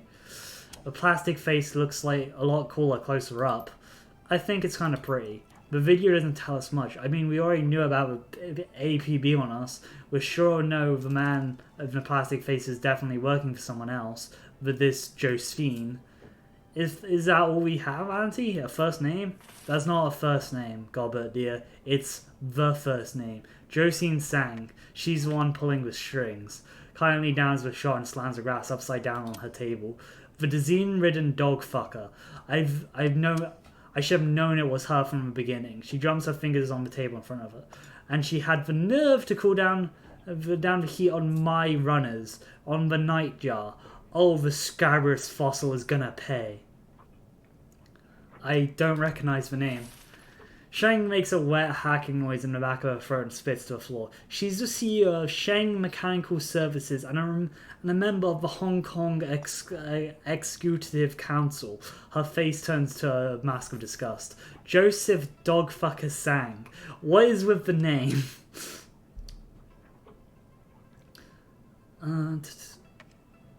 You think... Hang on. Sorry, I thought I was going to sneeze there. This is Sang's medical what's Mang's mechanical services? Josine's, baby. It's a B-rated corporation from before she married into the Zhang family. But after she fought and won the contract to rebuild Kulun's walled city, and fortunes was high, she began raising to power that eventually landed at Josine on a exclusive council. Wait, so the connection between Josine Sang and walled city? Yes, the place Raymond Black hired my runners to take him into. I've already connected the dots. I don't know what it means, but it clearly means something. The CEO, huh? What do we know about her? She was Hong Kong Philanthropist of the Year in 2054 and 2055. Children's Hospital, homeless shelters, food distributing centres, good causes, the kind that get good PR because people are too lazy and nephrotic to look for the real people doing the hard work, the face-to-face with the poor work. Don't be cynical, Isabel. Auntie smiles at her sweetly. Come face-to-face with unsanitized for video poor is distasteful, dear. You know that. Her face gets stony. Beyond that, the CEO and philanthropist, I also know that Josine Sang is a lying, conniving bitch. Sounds like you two have history together. Well, that ever gave you the impression of that, my sweetie? Her wolfish smile returns. Yes, my dear, I don't like Joseph Sang, and I'm going to fuck her up, and I'm gonna fuck her up bad. Care to elaborate on that, Auntie? No. She picks up a ball and swirls it. Terpene's fumes drift your way. Not now, not today. You'll be there, my darling. I'll make it a party. So what do you think the connection between Josine Sang and the plastic face man is? I don't know yet, but I will. He called her his client, maybe some sort of lead we can follow. Sheng nods to Wu. Her glance lingers at his biceps a moment before continuing. Right, now, we all know this is what he is insinuating. The one who killed Raymond Blank. Raymond's not dead. Yes, you may have mentioned that before, Gun Show. She smiles at him, reported. Regardless, the plastic-faced man is our best lead to figure out what's going on. We know who the Executive Council is again. Let's cut to the chase. What's the next step? There's nothing we can do to touch Josine Sang, as much as I hate to admit. But the plastic-faced man is a different story. He's a third-party operative who knows who's been careless. He's gonna live to regret it. For her black eyes turn stony, for a while. If Sang thinks she can take 2 of my runners and get away with it, I'm going to have to explain things to her. She pulls out a black thin cigar, breathes it in through her nose. We're going to find the plastic-faced man and we're going to hurt him. We'll hurt him until he knows nothing, until he knows everything he does, and then we're going to use that to strike back at Joseph Sang. She lights a cigarette and takes a deep pull. You will have your vengeance and I'll have my own satisfaction. She turns away and picks up a bowl. Now get out. I have work to be done. Alright, that is where we're going to end the stream though. Thank you everybody for coming to this stream. Next time, again, talk to everyone. New run. Probably going to do Isabel's run. But thank you for coming. Until next time, we will be doing Ulterior Rise on the weekend and Don't Make Me Cry on Tuesday. Have a good day as well, day off. Until next time, everyone have a good day and goodbye.